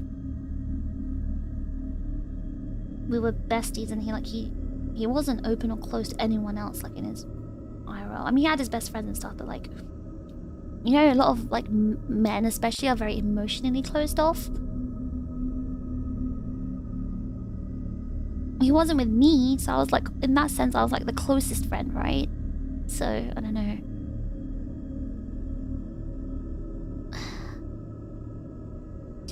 Depends. If their family and parents were aware of my existence, I'd go if I can afford it. However, many friendships remain online only. It'd be very strange to be more of the personal gathering. No, like, I honestly thought our friendship was an online thing only. You know, I knew he told his mum about me and stuff. He told me about his British friend online. His online British friend. But I didn't know that. I guess moms can tell, right? You know, even if you give them little information, they know their children the best. So she knew that we had a good friendship, but I don't know, like the rest of the family probably wouldn't, right? His sister knew about me as well, so you know, it's a difficult situation. When my great-grandma passed, it was strange. I never actually spent much time with her, but when she was gone, it hurt. Now I jealously guard the mark she painted me and keep it safe. Oh, that's nice though, Cole. At least you have something to remember her by. It's weird. I don't think long distance friends are any less than close IRL friends. No, I agree with you, Skit. Like, it doesn't matter that you've never met them. I feel like if you meet them IRL, you become closer, if anything, right? Because you've closed the physical distance as well as the mental distance. I don't know. But I agree with you, Skit. I 100% agree with you. Like, my online friendships didn't feel any less than my in-person friendships. Even now. Like, you guys are kind of like my online friends. You guys are basically my online friends. But I don't feel like I'm connected any less with you guys compared to someone I'd speak to, you know, in person. Like, in person, it just means you can go out and spend physical time together. I don't know, go to the pub or whatever, I don't know. Go to the izakaya and can go to some event. But what develops a relationship, the kinship, are the words that are exchanged. Does it matter whether it's exchanged by typing or by voice? And even online, you can talk to each other in calls. Damn, are all your friends, Miss Popular? What? You think you don't want to be friends with someone cool like me? Cool Lambo owner ghost? I know, but I do think, yeah. It doesn't matter if it's online or offline, in my opinion. What matters are your feelings. The feelings in your kokoro, guys. The feelings are what matters. If you feel the kinship, then you know, it counts.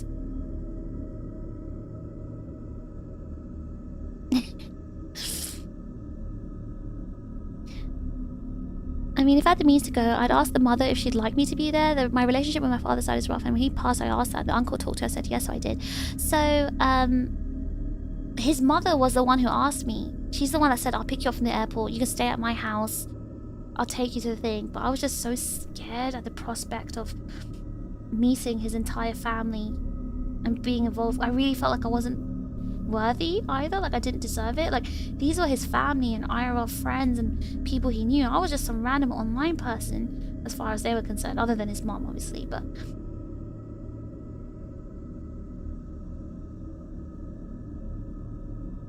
I don't know, I just felt awkward about it. But I felt like I should have gotten over the awkwardness and just done it, been self-serving instead. I don't know, it was really, even now I still wonder, like, you know. But I also am very selfish, and I think that I've done the right thing, because I don't want to acknowledge, I don't want to see the dead body. I never set foot outside my country, and I'm kind of afraid of doing so I would decline to attend the funeral, but put the visit to their grave and memorial site as a long-term goal to-do list. That's interesting, because I did plan to do that.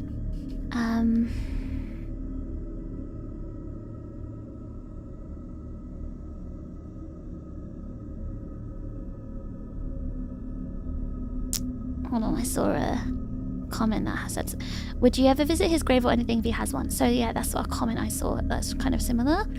So when I went to New York in the summer for ANYC, I was thinking I could make a trip to go to his grave, because he does have a grave. But it was not, like, you know, New York City and New York are different, right? It wasn't in New York City. It was like really far away, hours away. And that doesn't matter, because I was prepared to dedicate a day. However, I didn't expect to be literally so busy. When I was only in New York for 1 week. And I only had essentially one free day. And I spent that day with my paternal uncle and aunt and his wife, my aunt. So because I didn't know, that was like day 2 I arrived, so I didn't know how to kind of travel all the way there. I didn't really plan it very well. I was also nervous. I don't know, I think part of me was still in denial as well. Maybe, I don't know. I don't think I would go if something similar happened. I would prefer leaving them with the memories online and good time shared. I wouldn't want the strongest memory to be the saddest one if I had a friend like that. That's why I would want to remember as much as possible 20 years from the death, rather than regretting choosing not to go.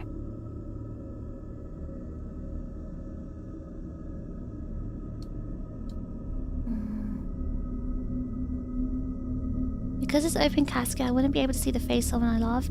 If it's someone I'm not emotionally bonded to, then it's whatever. I think just seeing them dead is what's gonna like get me. Death is something I've never been able to process properly. I've only had relatives that I wasn't super close with pass away, and it feels more like they moved away than passed away. Yeah, exactly. When people like I'm not close with pass away, I don't feel anything. I don't process it properly. And that's why I was so confused. Like I didn't know how I'd ever process the death of someone close to me. Like I never thought about like how I'd do it, which is why I was like so shocked at my own reaction. Like how would I react, you know, if someone close to me, you know, died? Like how would I react? And obviously I got my answer when I did react. I had a whole dramatic breakdown, hysterical breakdown, and I kind of like shocked myself because I just didn't know I was capable of that. I never really had such strong reactions to things, so it was very curious. When my grandma passed away, I spent a long time with her and had a lot of good memories, but I didn't feel like sad or something. It was like I was glad she was saved. Was she like suffering or something, Maha?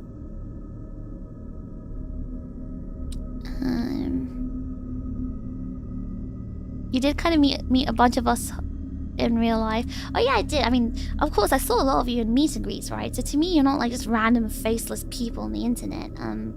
Those I met in meet and greets, to me, you're like actual humans. Like if something happened to you, I'd be sad. Like I'd be devastated.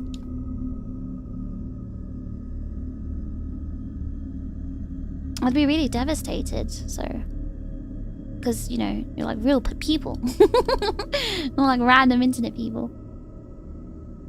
I have close IRL friends, but I think I'm even closer with my online friends. I feel like with online friends, right, you get the possibility of being closer because like you type and you talk to them. So there's more chance of like developing the friendship. Chip's kinship is like balls together strong. More people together. We just enjoy the pub atmosphere from home. It's much cheaper. That's so true. Arc6, thank you so much for 1 month of bite-sized chips. Yay, parasocial. How is it parasocial when it's two-way? Yes, feelings do matter. I just tend to avoid getting too close with someone, whether it's online or IRL. I mean, that's obviously up to you, as everyone has a choice of doing that. I treasure all my friendships. Was he let to rest in New York? Yeah, it was New York, not New York City, though. Hello, Swords! It was nice meeting you at ANYC. Sorry, I'm very behind in the comments. Yes, it was nice meeting you too. I remember you. I remember your name. I'm curious, was keeping who he was in your head a factor as well, Fish, rather than seeing him like that?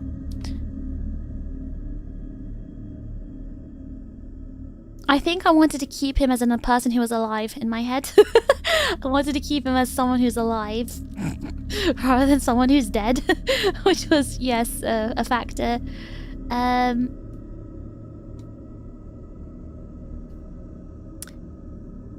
So going back to what I was saying, right? That story I was reading. I'm gonna read that part again. When someone close to you passes away, you do everything in your power to preserve their memory. For me, it was texting him. I knew he wouldn't respond, but the fact that the messages went through meant something to me. I wouldn't get text back, but it gave me a little bit of joy just to be able to text a number. So, like I told you, his mother had his phone, his PC, she had all his accounts, access to all of his accounts. I made one request to her. I said, could you please delete his Discord app from his phone? Could you not look at it? Can you just delete the app? Because I want to continue being able to text him and talk. It's like my form of therapy, I guess, and what this person wrote, right? The fact that the messages went through meant something to me. I knew I wouldn't get text back, but it gave me a little bit of joy just to be able to text that. Well, in this case, not a number, but the Discord. Obviously, I'd feel really awkward if his mum was like looking at all my sad messages. Let me look at them. Actually, I'm gonna look at the messages. What did I even?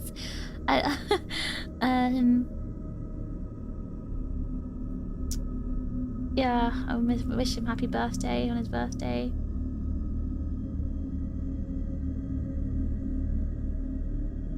My message from the 27th of June 2024, I wrote, I don't know where you are right now, what you're doing, but I hope you're surrounded by loads of dogs, because you really like dogs. I hope it's somewhere in like a nature heaven. I hope you're hiking somewhere with all your dogs, and I hope you're happy.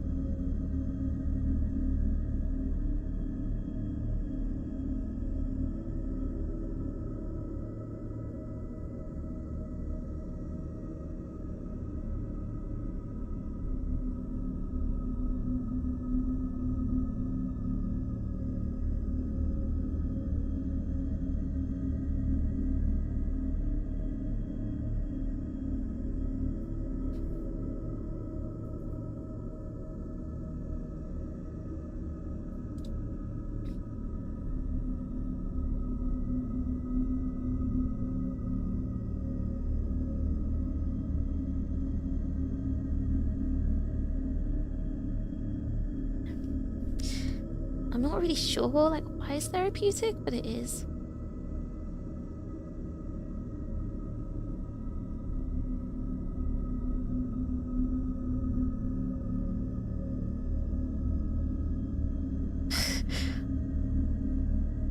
I wrote on the 11th of January last year. It's been almost 1 year. I have no one to talk to.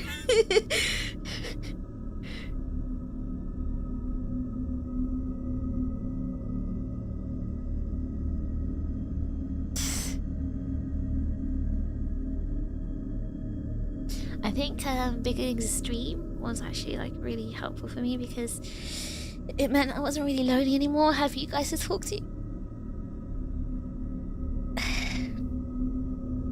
So W chips.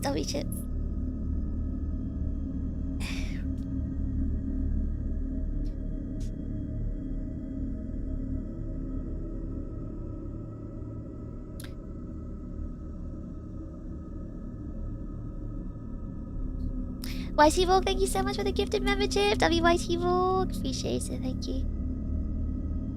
I know my online friends are the same as IRL friends, as we always immediately get along meeting for the first time like long lost brothers. Yeah, like every online friend I've had, I've never felt awkward with them when I met them in real life. It really, we just literally got exact, because like I don't have like a different personality or whatever like online, so we literally just got along exactly the same way we did like offline. You never really think about how someone can be just gone and how you'll never be able to see and hear them again, from them again. So I think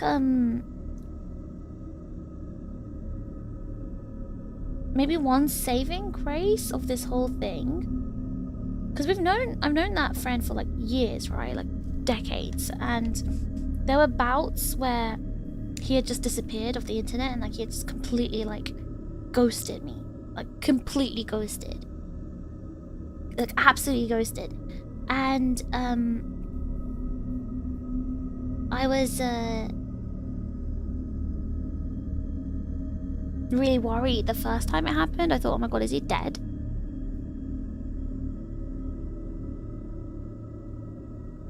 Sorry, there was also another earthquake. I was like, oh my god, are you dead? Like, and so, like once it had been almost like an entire year where he just disappeared, and I genuinely didn't know what happened. And I think that time where it had been almost 1 year of like just straight disappearance and ghosting, I already kind of like resigned myself to think, you know,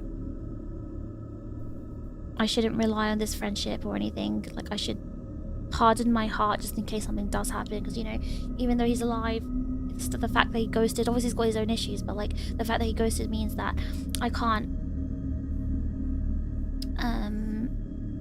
be like too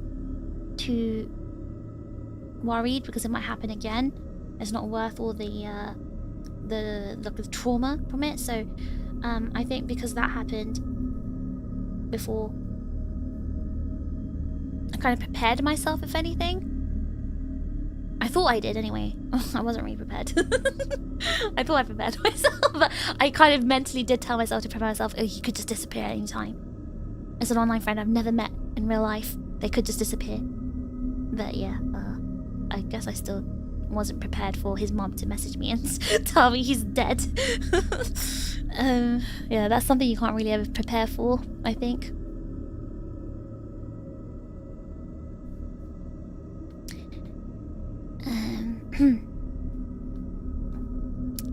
You're a true friend. Well, I'd like to think that maybe somewhere he's, you know, I don't know about if ghosts or spirits exist or whatever, but I'd like to think to myself, you know, maybe somewhere out there, like, watching me. Senpai, are you watching me? Senpai, are you proud of me? Senpai, I've become a streamer. Are you proud? Senpai, I'll never forget your birthday. I'll always remember you, bestie. Senpai. That's what I'm telling myself. Sorry, Fish. I'd love to stay, but I'm crying at work now and it's a little awkward.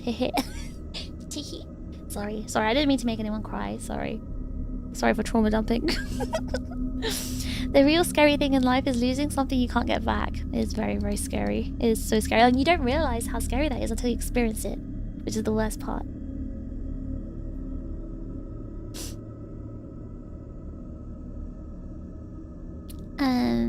Appreciate everyone showing like love and care here, by the way. I really do. You can always talk to us, even though it's mostly slurs and slander. I know, I'm really shocked that all you guys do is throw slurs and slander at me. All I do is show you guys love. Can't believe this. Right, bye, Cole. Do you have recording of his voice? I don't have any recordings of his voice. But, you know, okay. Skit. You're gonna find this really weird. Don't get freaked out. But you know when I first heard your voice, Skit, I was really like, because like you sound really, really, really similar to my friend. I was like, oh, this is creepy. What the heck? So, and you have like slightly similar personality as well, like the sort of like jokey personalities. I was like, oh my god, is this like... This is creepy. This is so weird. Like, why are they so similar? So, I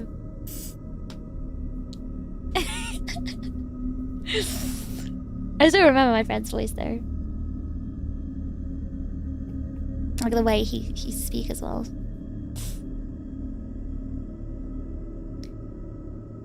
To be fair, disappearing isn't what happened. I know, but like, you know, I genuinely thought he was dead when he disappeared. So like I told myself, well, they might actually die, so... I had to be prepared.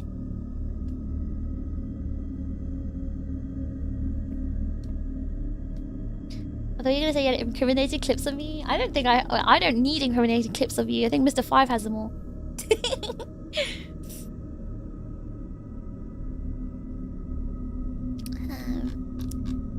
Anyway, so sorry. That story I was reading reminded me of what I'm doing. I still do it. I still message my friend, even though it's been like yeah, 2 years.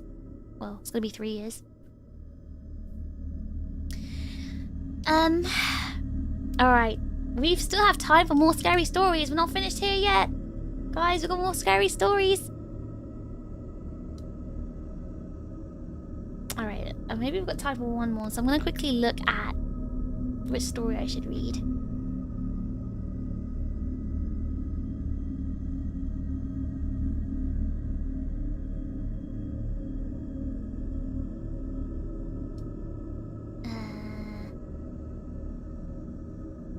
Okay, I'll read this one. This one's not too long. Okay. Alright, we ready?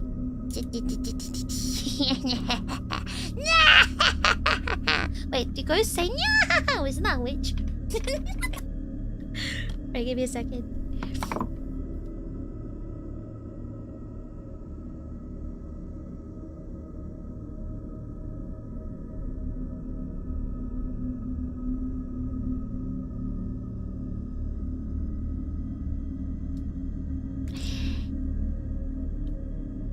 Okay. Right. Next story. When my daughter Emma died in 2009, I thought the worst pain was over. I was wrong. She was only 10, hit by a drunk driver while riding her bike in front of our house. I don't need to describe the hell that followed. If you've lost a child, you already know it. If you haven't, thank whatever god you believe in. The first voicemail came on what would have been her 24th birthday. It was 3:16 in the morning when my phone buzzed. I was already awake. Insomnia has been my shadow since we buried her. I recognized the number instantly. It was hers. We kept her phone plan going for a while after her death, just to hear her voice in the voicemail. Eventually, we cancelled it. Or I thought we did. The message was only a few seconds long. Dad? Then static. I sat up in bed, phone shaking in my hand. I played it again. Same thing, same voice. Her voice. Not a glitchy AI sound, not some kid playing a prank. It was Emma. Soft and confused, just like she used to sound when she woke up from a nightmare. I didn't sleep the rest of the night. I didn't tell anyone. The next night, it happened again. Dad? Are you still mad at me? Static. Then silence. I stopped checking the messages for a few days, thinking if I didn't listen, it would stop. It didn't. They came every night, at 3:16 a.m. exactly. Always from her old number, always her voice. I finally gave in and listened to all of them. Some were whispers I couldn't make out. Some were just sobbing. One night she said, "I'm cold. It's so dark here." I took the phone to the police. The officer was sympathetic but firm. Probably a scam, maybe some kind of sick hacking. They'd look into it. They never called me back. I contacted the phone company. Her number had been reassigned to a teenager in Wisconsin. I spoke to his mother. She said he hadn't used the phone in months. He'd lost it. Around the same time the voicemail started. My therapist told me it was grief, unresolved trauma, that my brain was playing tricks on me. But here's the thing. Emma said something in her last voicemail that shattered any doubt. It was June 3rd, the anniversary of her death. The message was longer this time. "Dad, I saw you by the bike. I tried to yell. I waved. You looked right through me." Then a pause. Then, "Why did you pretend you didn't see me?" I hadn't told anyone I visited that exact spot that day. Not my sister, not my ex-wife, no one. I did think I saw something, a flicker in the corner of my eye, a small figure in a blue jacket, the same one she was wearing that day. But when I turned, nothing was there. I told myself it was my imagination. Then came the final message, 2 nights ago. It was different. Louder. More alive. "Daddy, I'm not supposed to talk to you anymore. He's getting mad." Static crackled like fire. Then I heard a new voice, not Emma's. It was deep and slow and wrong. It said, "Stop looking. You'll see us soon enough." The line went dead. I smashed the phone. Yesterday I got a new number, new provider, burnt the old SIM, brand new phone. Yet still, tonight, at exactly 3:16 a.m, the phone buzzed. One new voicemail. From Emma.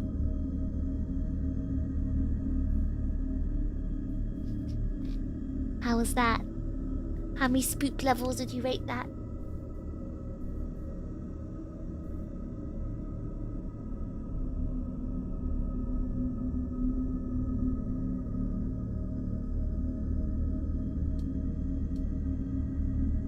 What do you think?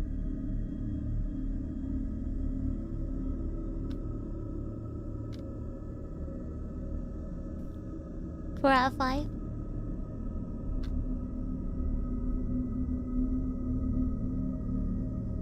Spoopy.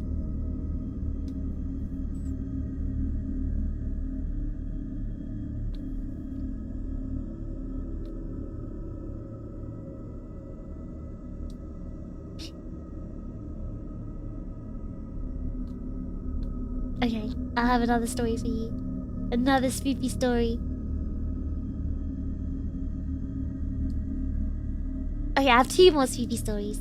2 more.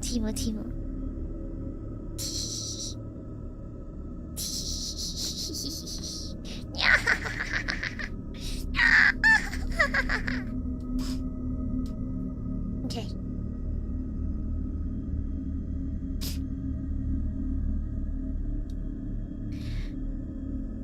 Okay. Next story. There are rules in every family. Don't leave your wet towel on the floor. No TV until your homework is done. Normal things. In my family, we had all of those, plus one more. One rule that was absolute, unspoken, and enforced, with a silent, terrifying finality. You do not go into Mum and Dad's bedroom. It wasn't just a knock first situation. The door was always locked. I was never ever for any reason allowed inside. Not to ask a question, not to retrieve a stray toy that had rolled under the door. That room was a fortress, and for my parents, I was an invader. And from as far back as my memory goes, I knew why I wanted to go in. It was the knocking. It wasn't a constant sound, it was subtle. A soft, rhythmic thump, thump, thump. That you could only hear if you were standing in the hallway right outside their door. It came from inside, from the far wall of their room, the one that is backed up against the old linen closet. I first noticed it when I was maybe 6 or 7. I thought it was the pipes, but the sound was too steady. Too intentional. The curiosity of every child is a powerful force. A few times I found the door unlocked by mistake. I'd sneak in, the thick carpet muffling my footsteps. The room was always dim, the heavy curtains drawn. It smelled of my mum's faint lavender perfume and my dad's cedarwood aftershave. It was just a normal bedroom. Big bed, dresser, a tall imposing wooden wardrobe against the far wall. And when I got to that wardrobe, the sound was clearer. Thump, thump, thump. It was coming from behind it, from inside the wall. I always got caught. It was like my mother had a sixth sense. I'd be in there for less than a minute and I'd hear her footsteps in the hall. Yet, the look on her face wasn't anger. It was a deep, primal panic, a terror that made her features sharp and strange. The punishments were swift and severe. No TV, no friends, grounded for weeks. My dad would handle the lectures, his voice a low, cold, monotonous tone that was far scarier than yelling. There are places in this house that are ours and ours alone. You will respect that, or you will find yourself respecting nothing at all. As a teenager, I tried a different approach and thought that direct confrontation would do the thing. I asked him at the dinner table one night, "Why can't I go into your room? And what's that knocking sound I always hear?" Silence.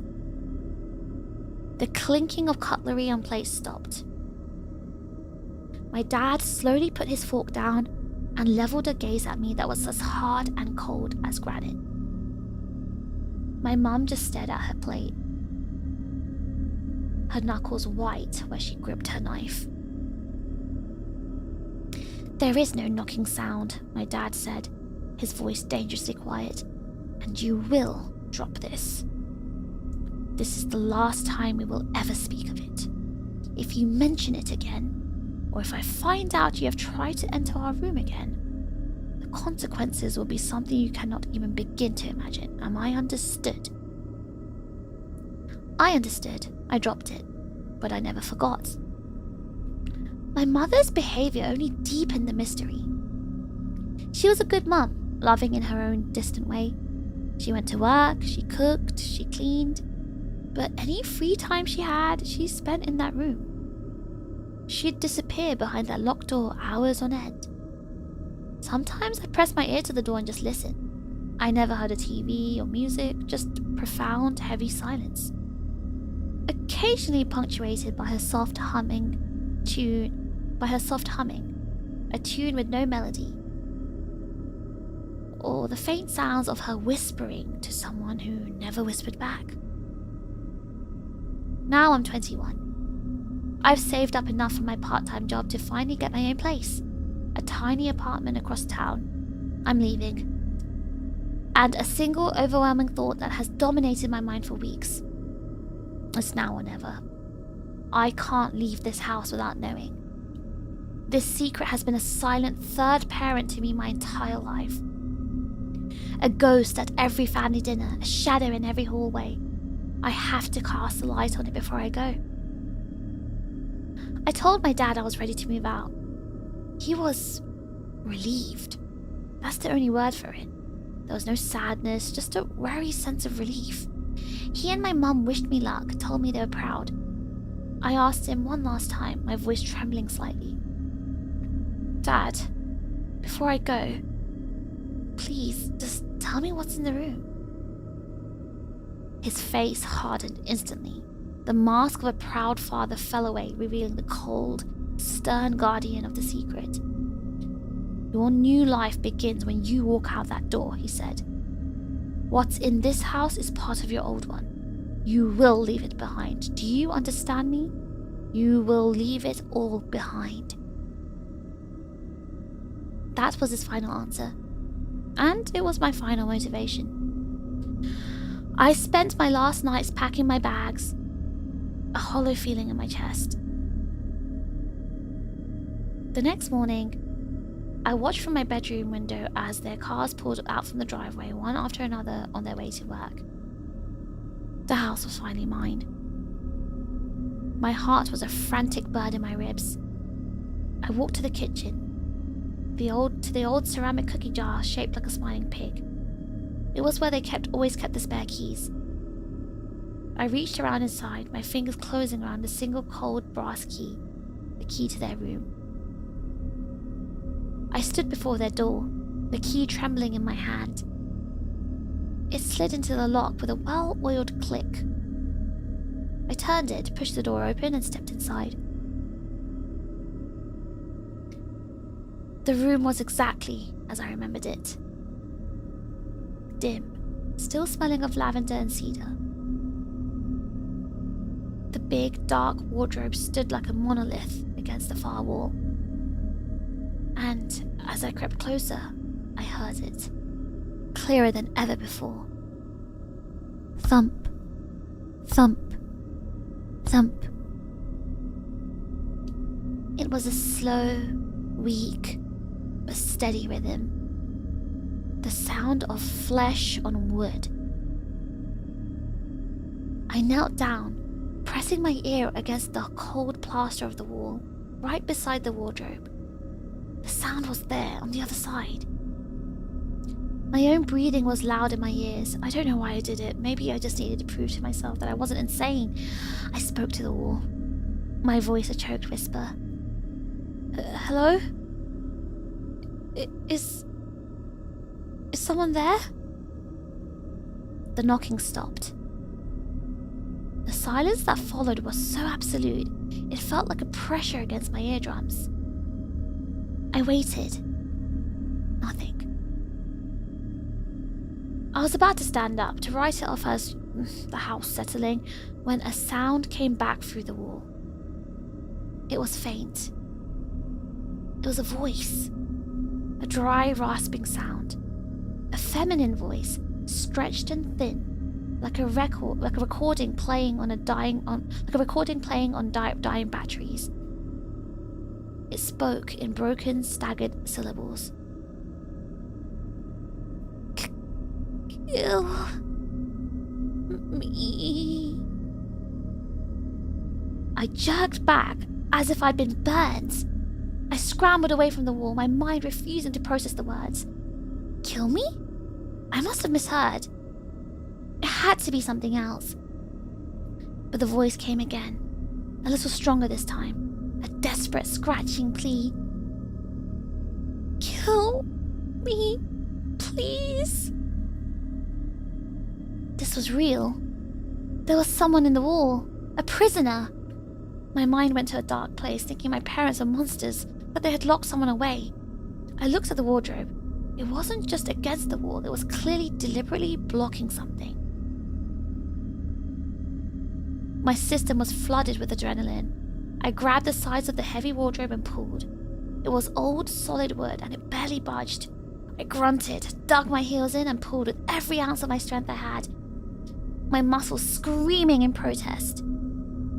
It moved, scraping and groaning across the floor, inch by agonizing inch. Behind it, where there should have been a plain wall, was a door. It was a small and simple wooden door, painted the same color as the walls, designed to be invisible. It had a simple brass knob, but no keyhole. It wasn't locked. I could enter. My hand trembled as I reached for the knob. It was cold. I turned it, pulled, and the door swung open with a low and mournful creak, revealing a sliver of darkness beyond. I pushed it open the rest of the way. The space behind it was small, no bigger than a closet. It was a room, a hidden secret room. It was filled with the clutter of a life I'd never known. Dresses hanging from a single hook. A small, dusty mobile with faded pastel animals. A stack of photo albums. I picked one up. On the cover, in my mother's handwriting, it just said, "Our Angel." I opened it. The photos were of my parents, younger, happier, their faces bright with a joy I'd never seen in them.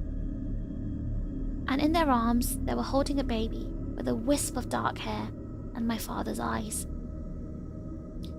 In the center of the small cramped room was a makeshift altar. A small wooden table covered in a white lace cloth, now yellowed with age. It was surrounded by dozens of candles, some new, some burnt down to melted stubs of wax. And on the altar, lying on a small silk pillow, I saw it. It was the baby from the photos. But it wasn't a baby anymore. It was a thing. Its body was small, shrunken, and desiccated, mummified. Its skin was a pale, translucent parchment stretched tight over a tiny bird-like skeleton.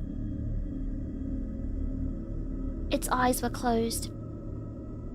Its mouth a tiny black O in its shrunken face. It was horrific, a tiny preserved corpse displayed like a holy relic. I felt a sudden, overwhelming urge to touch it. A pull, a need to connect with this impossible, tragic thing. I reached out, a shaking hand, and gently, so gently, laid my fingertips on its cold, dry forehead. And then, the world exploded. I saw visions, memories, and pictures that weren't my own. It all flooded my mind with the force of a tidal wave. I saw a sterile, white hospital room. My mother sobbing, her face buried in my father's chest. A doctor with a grim expression saying the words, "I'm so sorry. There was nothing more we could do. Your daughter is gone." I saw my parents in their bedroom, the one I stood in now. They were holding the tiny, still body of their daughter, wrapped in a hospital blanket. My father, with a face covered by a mask of desperate, insane grief, was drawing a circle on the floor with red chalk. "We can bring her back," he was whispering, his voice a frantic prayer. "The book said we could. We just have to anchor her, give her a vessel to stay in."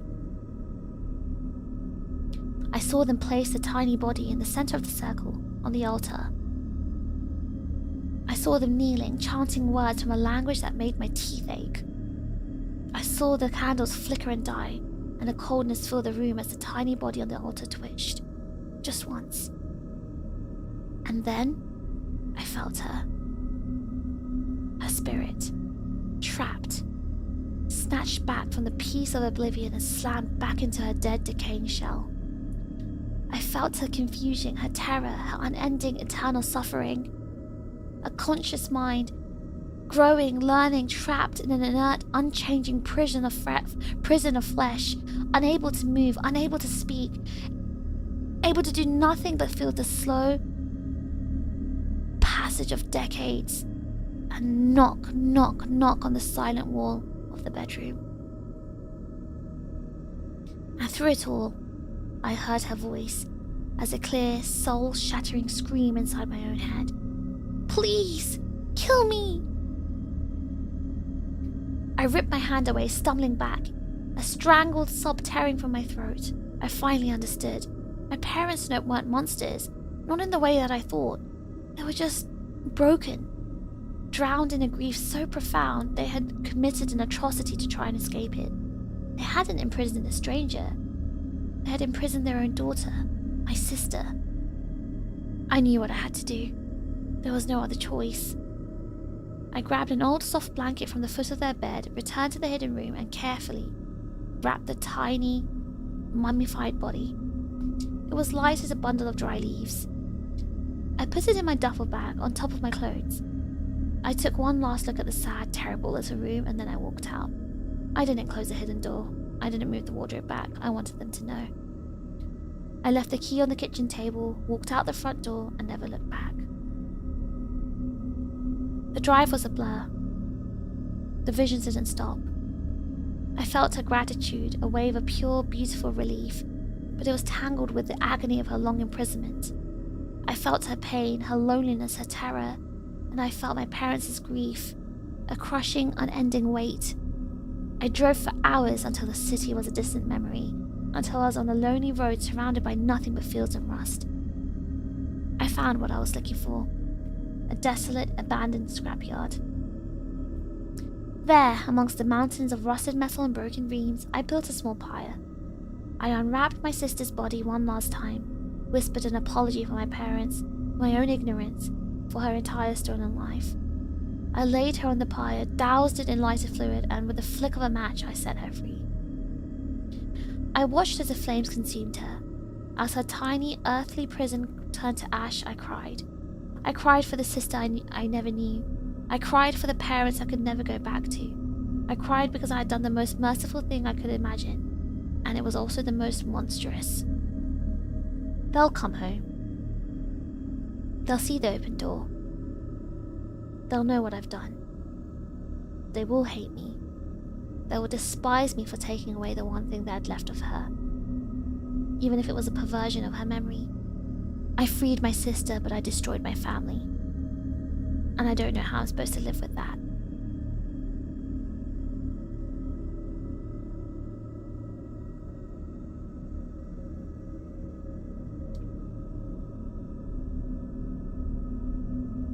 What do you guys think?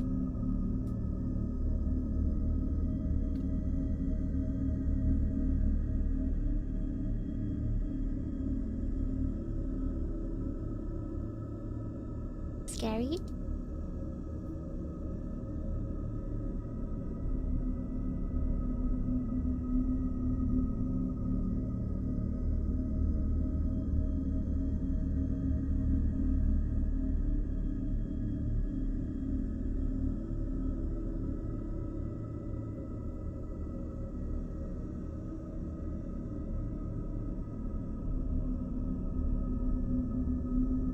All sad? Creepy? Okay, it's supposed to be creepy pasta or scary pasta?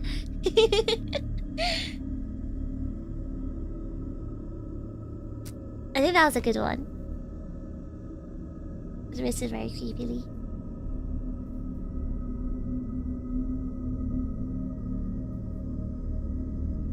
Okay, that'll be the last one. That'll be the last one. That'll be the last one for today. The first half was scary.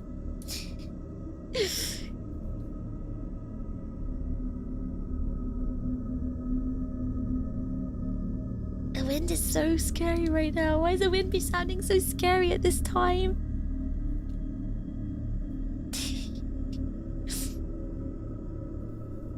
Okay. Does anyone else have their own creepy stories they want to share?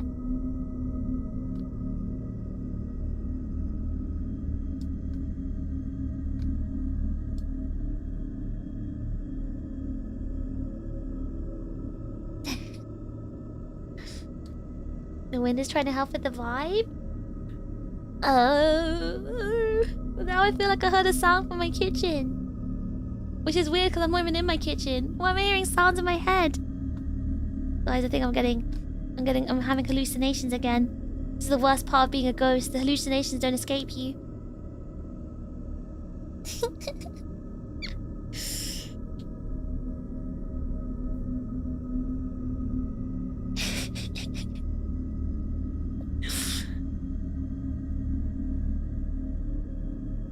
You're too cute, even while reading these scary stories. Actually, I was being very frightening, actually. Thanks for not doing any jump scares. Well, creepypasta doesn't have jump scares. My scary story is I had 20 missed calls from your mom. That's quite scary, that's quite scary. That is quite scary. You're a very good story reader. I feel like I'm not. I feel like I need to practice my narration skills. But ghosts aren't very good at narration, I guess. No.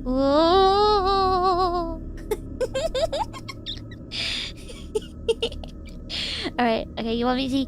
Oh, wait.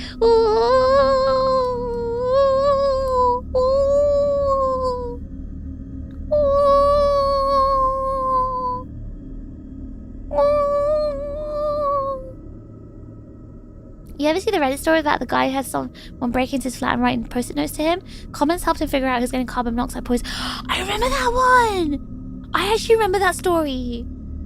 That was really scary. Oh my gosh. You reminded me of that one. That was actually a scary one.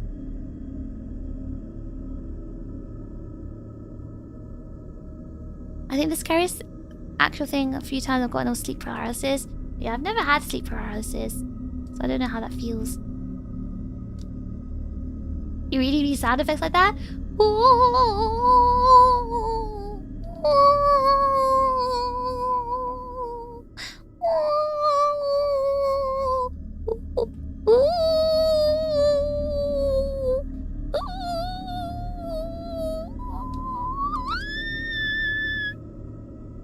Wait, why did it turn into pigeon sound?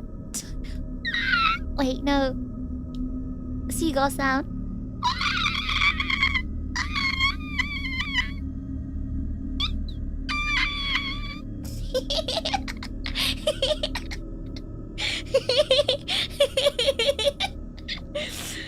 Genuinely frightening. Probably the most terrifying feeling is when you start seeing stuff.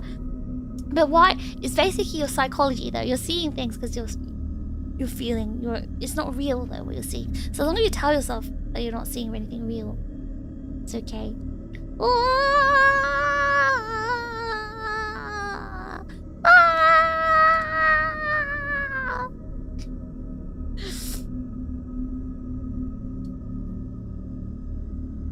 Oh no, wait. Don't look at my legs. I'm a ghost. I'm a ghost. I'm a ghost.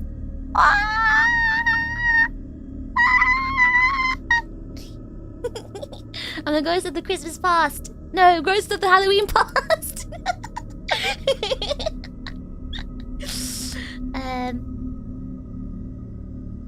Hold on.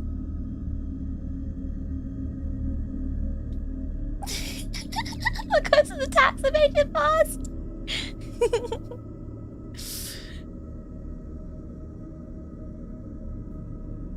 The weirdest thing for me was hallucinating a super realistic person standing over my bed in the dark after I got home from drinking. Like I could see the fabric of their shirt. That's scary. That's really scary. That's incredibly scary. Did they just disappear? Not my story, but a friend in Wisconsin told me that when he was a kid, he played in the barn behind his house. His mum went to find him back there and he was sat in the corner staring at a rocking chair. She asked, "What are you doing?" He said he was listening to the lady's stories. When she looked, she could see the silhouette of an old lady rocking back and forth. They moved and never went back. I don't know. Were they crazy? Christmas past, fish. I'm ghost of the Halloween past right now. God, I'm genuinely looking behind me. I'm genuinely like scared there's something behind me. I didn't expect to get spooked by this.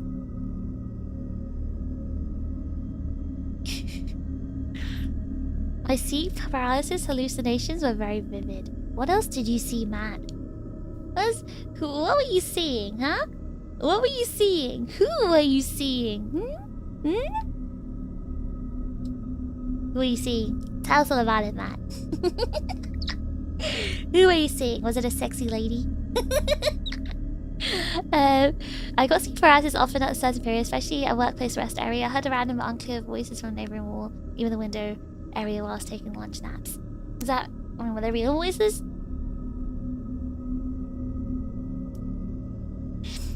I knew it was hallucination though, so I just went back to bed. It's like in the dark where you see shapes and colours that come and go. This one was way more realistic though. It feels like a whole shirt. That is very scary. When I was this, I got carbon monoxide poisoning and hallucinated thousands of spiders falling from the ceiling onto my bed. Yeah, carbon monoxide poisoning sounds really scary. Once when I was younger, I woke up in the middle of the night to get a snack from the fridge at my grandparents' house when I suddenly got a prickly feeling of someone behind me.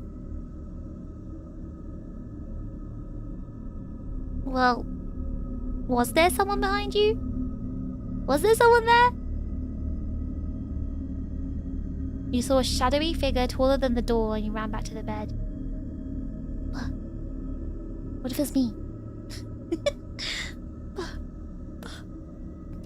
I think it was me. Sorry, I didn't mean to scare you. I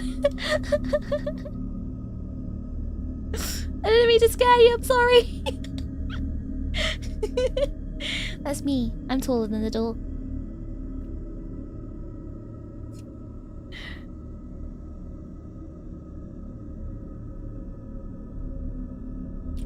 I wish. The thought I straight up saw the devil one night. Cloven hooves, goat tail, the whole nine. Swear I could feel the fur and everything. I have a question. Were you of a stable mind? Was your blood free of substances during the time you saw all this? I had sleep paralysis once, but I could still move my arms. Crawled to my dog, pet him, and crawled back to my bed and slept on the floor. Wait, how do you get out of sleep paralysis? I was so high strung, I called the girl I was seeing at the time and had her stay on the phone with me. But how did you call if you had sleep paralysis? I thought you can't move.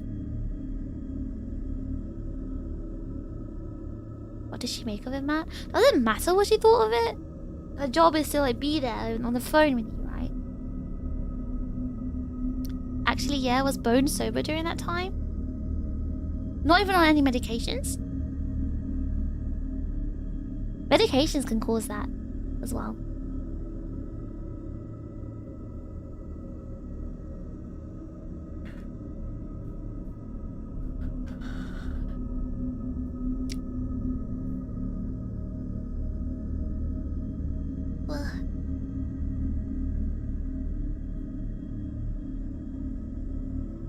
Never been on any long-term medications.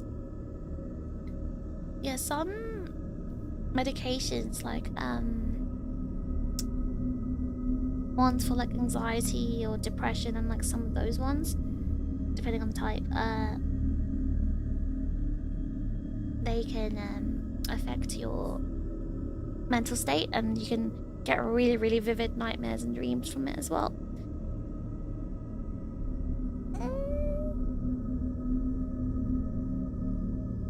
I only had it one time. Everything was frozen but my arms. I just imagined my will to pet my dog was stronger. At least your dog like calmed you down, right? I used to get sleep paralysis from how I slept. I changed my sleeping position and I stopped getting sleep paralysis actually. So what position got you sleep paralysis? Like how were you sleeping?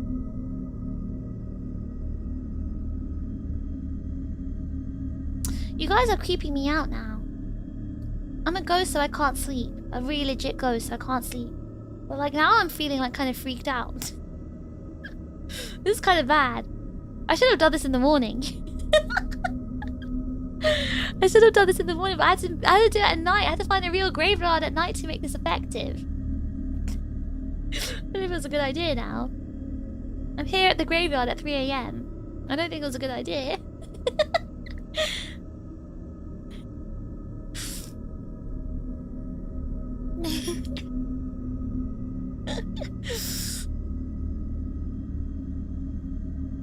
You had a sweaty nightmare? I get sleep paralysis when I'm face down. It's not fun when your face is in the pillow and not in the way I like. Eh? This is what I was saying when I asked if you would sleep. I was fine when you asked that though. But I think it's, I don't know, what story did I say last? I think that one freaked me out. I heard something. I heard some noise behind me. So I think that's what scared me. As a kid, I remember waking up from a dream and something was off, so I ran downstairs and heard footsteps banging behind me as I ran down the stairs. When it caught up to me, I woke up again.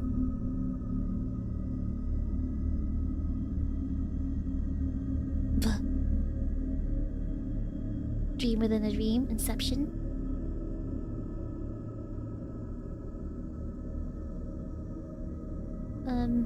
I'm feeling scared now. Oh no. I thought I was immune to this. The back of yard of my house is graves.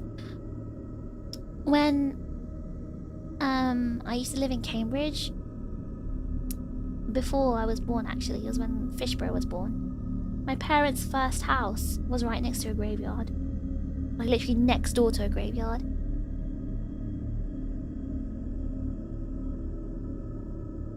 I guess I'm not sleeping tonight. Even though I'm on 2 hours of sleep.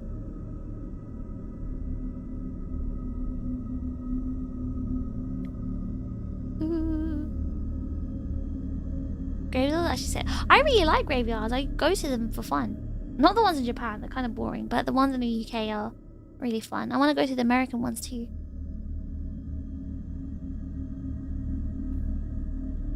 You sleep talk, sleep laugh, and sometimes sleep fight? Oh my gosh, that's kind of scary. Sleeping in venom forms to scare the ghosts away? No, you don't get it. Like, what if the ghosts touch me or do something to me? Because, like, they see me in my venom form, they're like, whoa, oh my god. Muscles are so big. Look at that cat.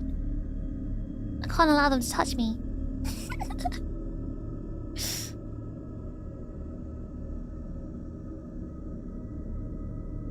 I think if I go to the combini, maybe I'll feel okay. If I go to the combini? What am I gonna get from the combini at this time of night? Sleep paralysis feels like you can't even blink or wiggle your toes. I used to panic so bad I start hyperventilating, which I think was how I'd force myself to stay awake. But how long did it take for you to get out of the whole paralysis thing? Or did you say what position it was, Matt, that made you get sleep paralysis? Oh, if you slept face down. Wait, Yasu said the same thing. Sleeping face down. Oh. Fish, will you ever watch a scary movie with the chips? If it's during the day, for me. If it's during the day, yeah, so that'll be nighttime for you guys, yes. I would. Nighttime for you guys. I would. Why don't you hug your ducky makura fish pillow? Wait, that's not to me, right? Who are you saying that to? I feel like I've had way more scarier stories, but I've forgotten them all. You guys should write a book. Write a book.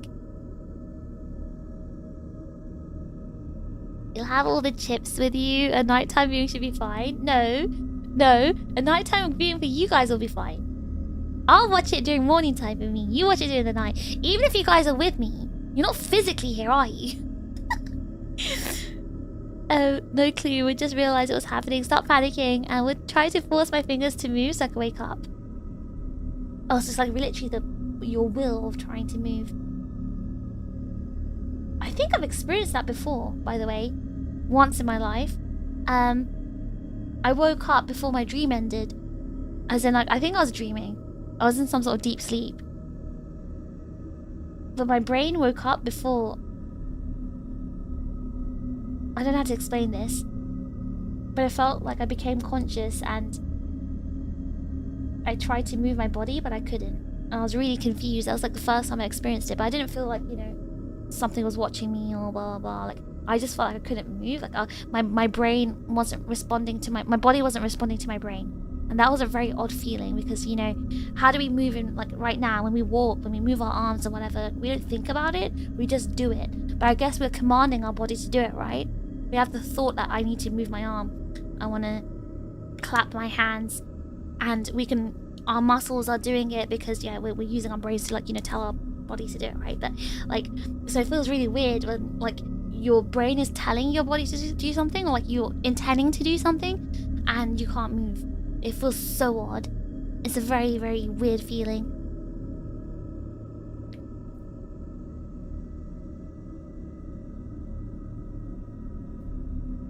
I do know a scary story that gave me chills, but it's from a game, so it's kind of nerdy. Yasu, do you realize where you are? I wish I could have gifted you a fish ducky, but the rules said no.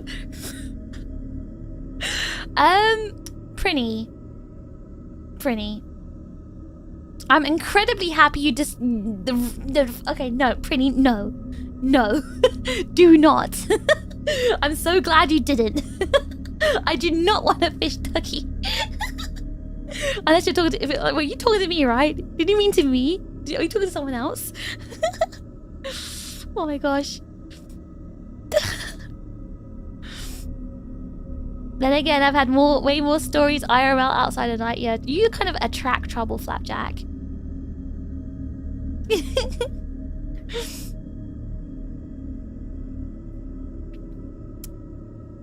The controls weren't on yet. Still unplugged to not fall out of the tree while sleeping. Eh?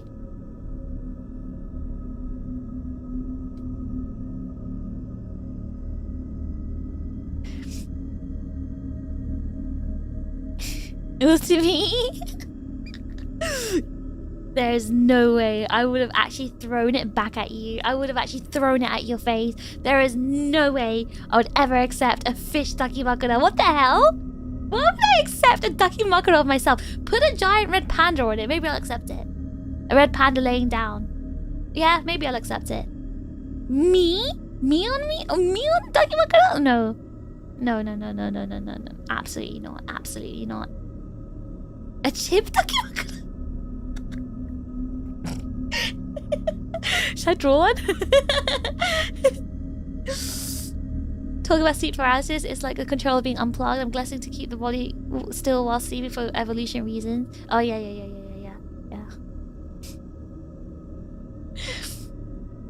A fish ducky is perfect for... Why would it be perfect for me? Why would I want to have a pillow with myself on it? A chip on one side, red panda on the other? You guys want me to hug you so bad.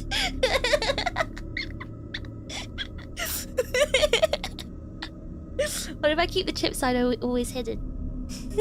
Only keep the red panda side on. I got my daughter...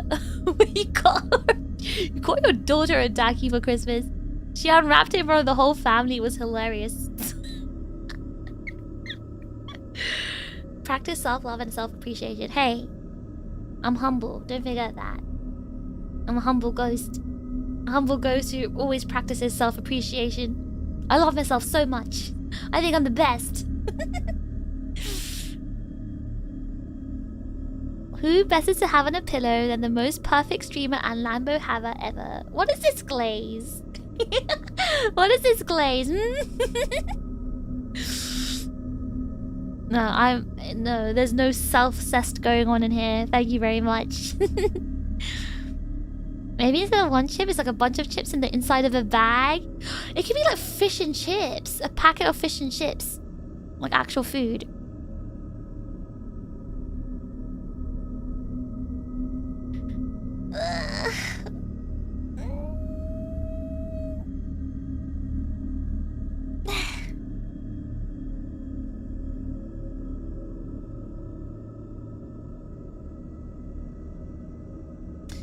I'm too scared to end the stream. My alarm rings in 4 hours. Ah, what have you guys done?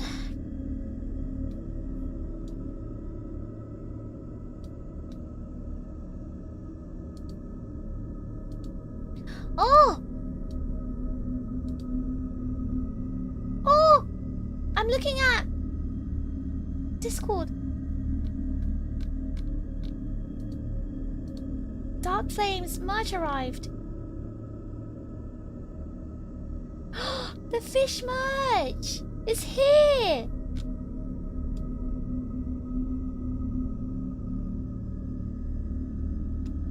Wow.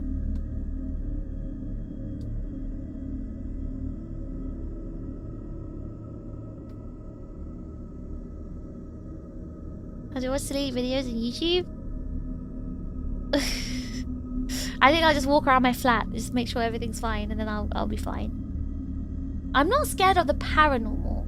I don't believe in that. I mean, well, I'm not saying I disbelieve it. It's just I don't have any yeah, I'm not sensitive to it. But I'm scared of actual real humans breaking in. That's what I'm scared of. Real humans, like actual humans. That's the scariest. Ghosts aren't scary. Actual humans are scary.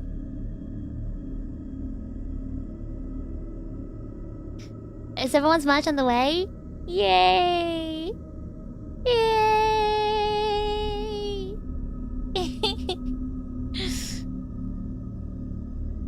Made more work for myself in my pursuit of laziness. What happened, Pretty?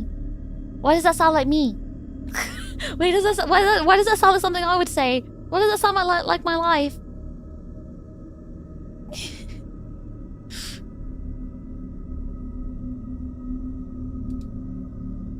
I'm just scared of the normal, not the so it's paranormal. I'm scared of real, like, I don't know, real humans breaking in. So far through my unc's life, me, you being an unk, through my unk life, I've only met 2 spirits that mean harm. One involved my sister, but I second your words, real life people are scarier. Well, I mean, like I said, I don't have any, like, I don't feel any spirit things, but real life scared people can break in and kill me. Or do worse than killing me, so I am very scared. Very, very scared. Alright, I better end the stream instead of spooking myself out. Let's see.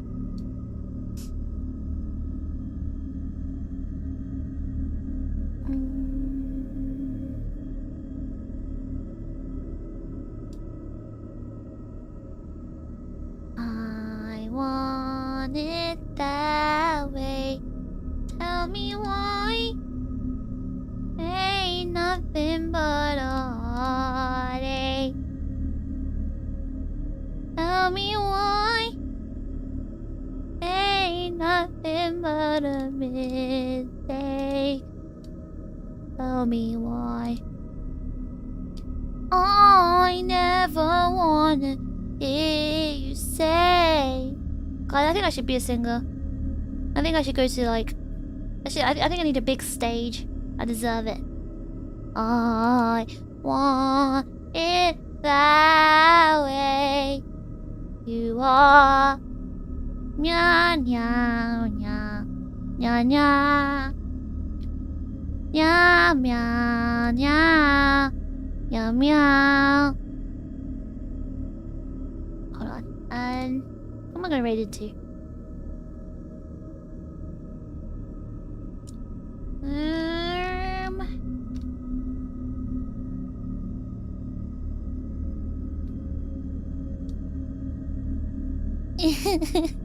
Nice bedtime stories.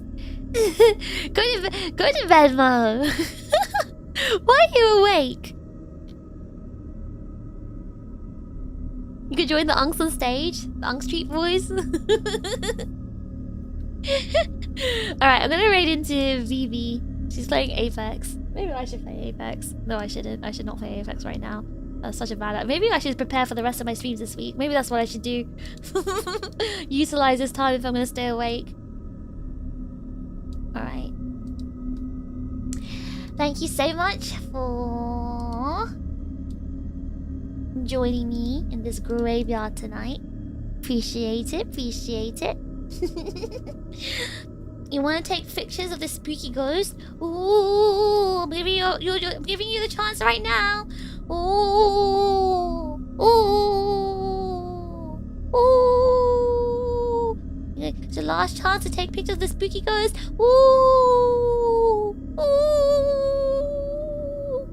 ooh,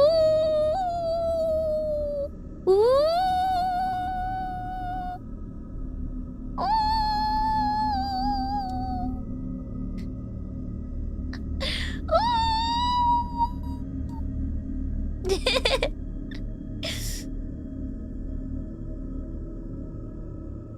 The fin is blazingly bright. The moon is shining on me.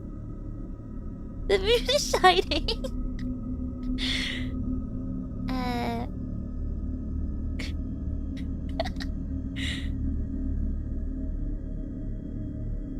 Thanks for the stream, Ghostfish Leviathan. You're welcome, you're welcome.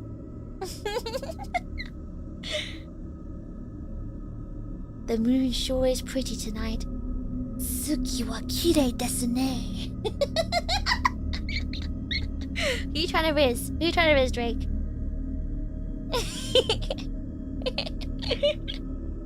How much grease did you put on the fin to make it reflective? Hey, there's no grease on my fin.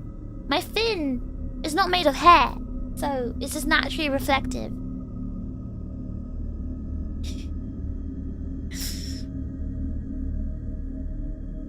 It looks sharp.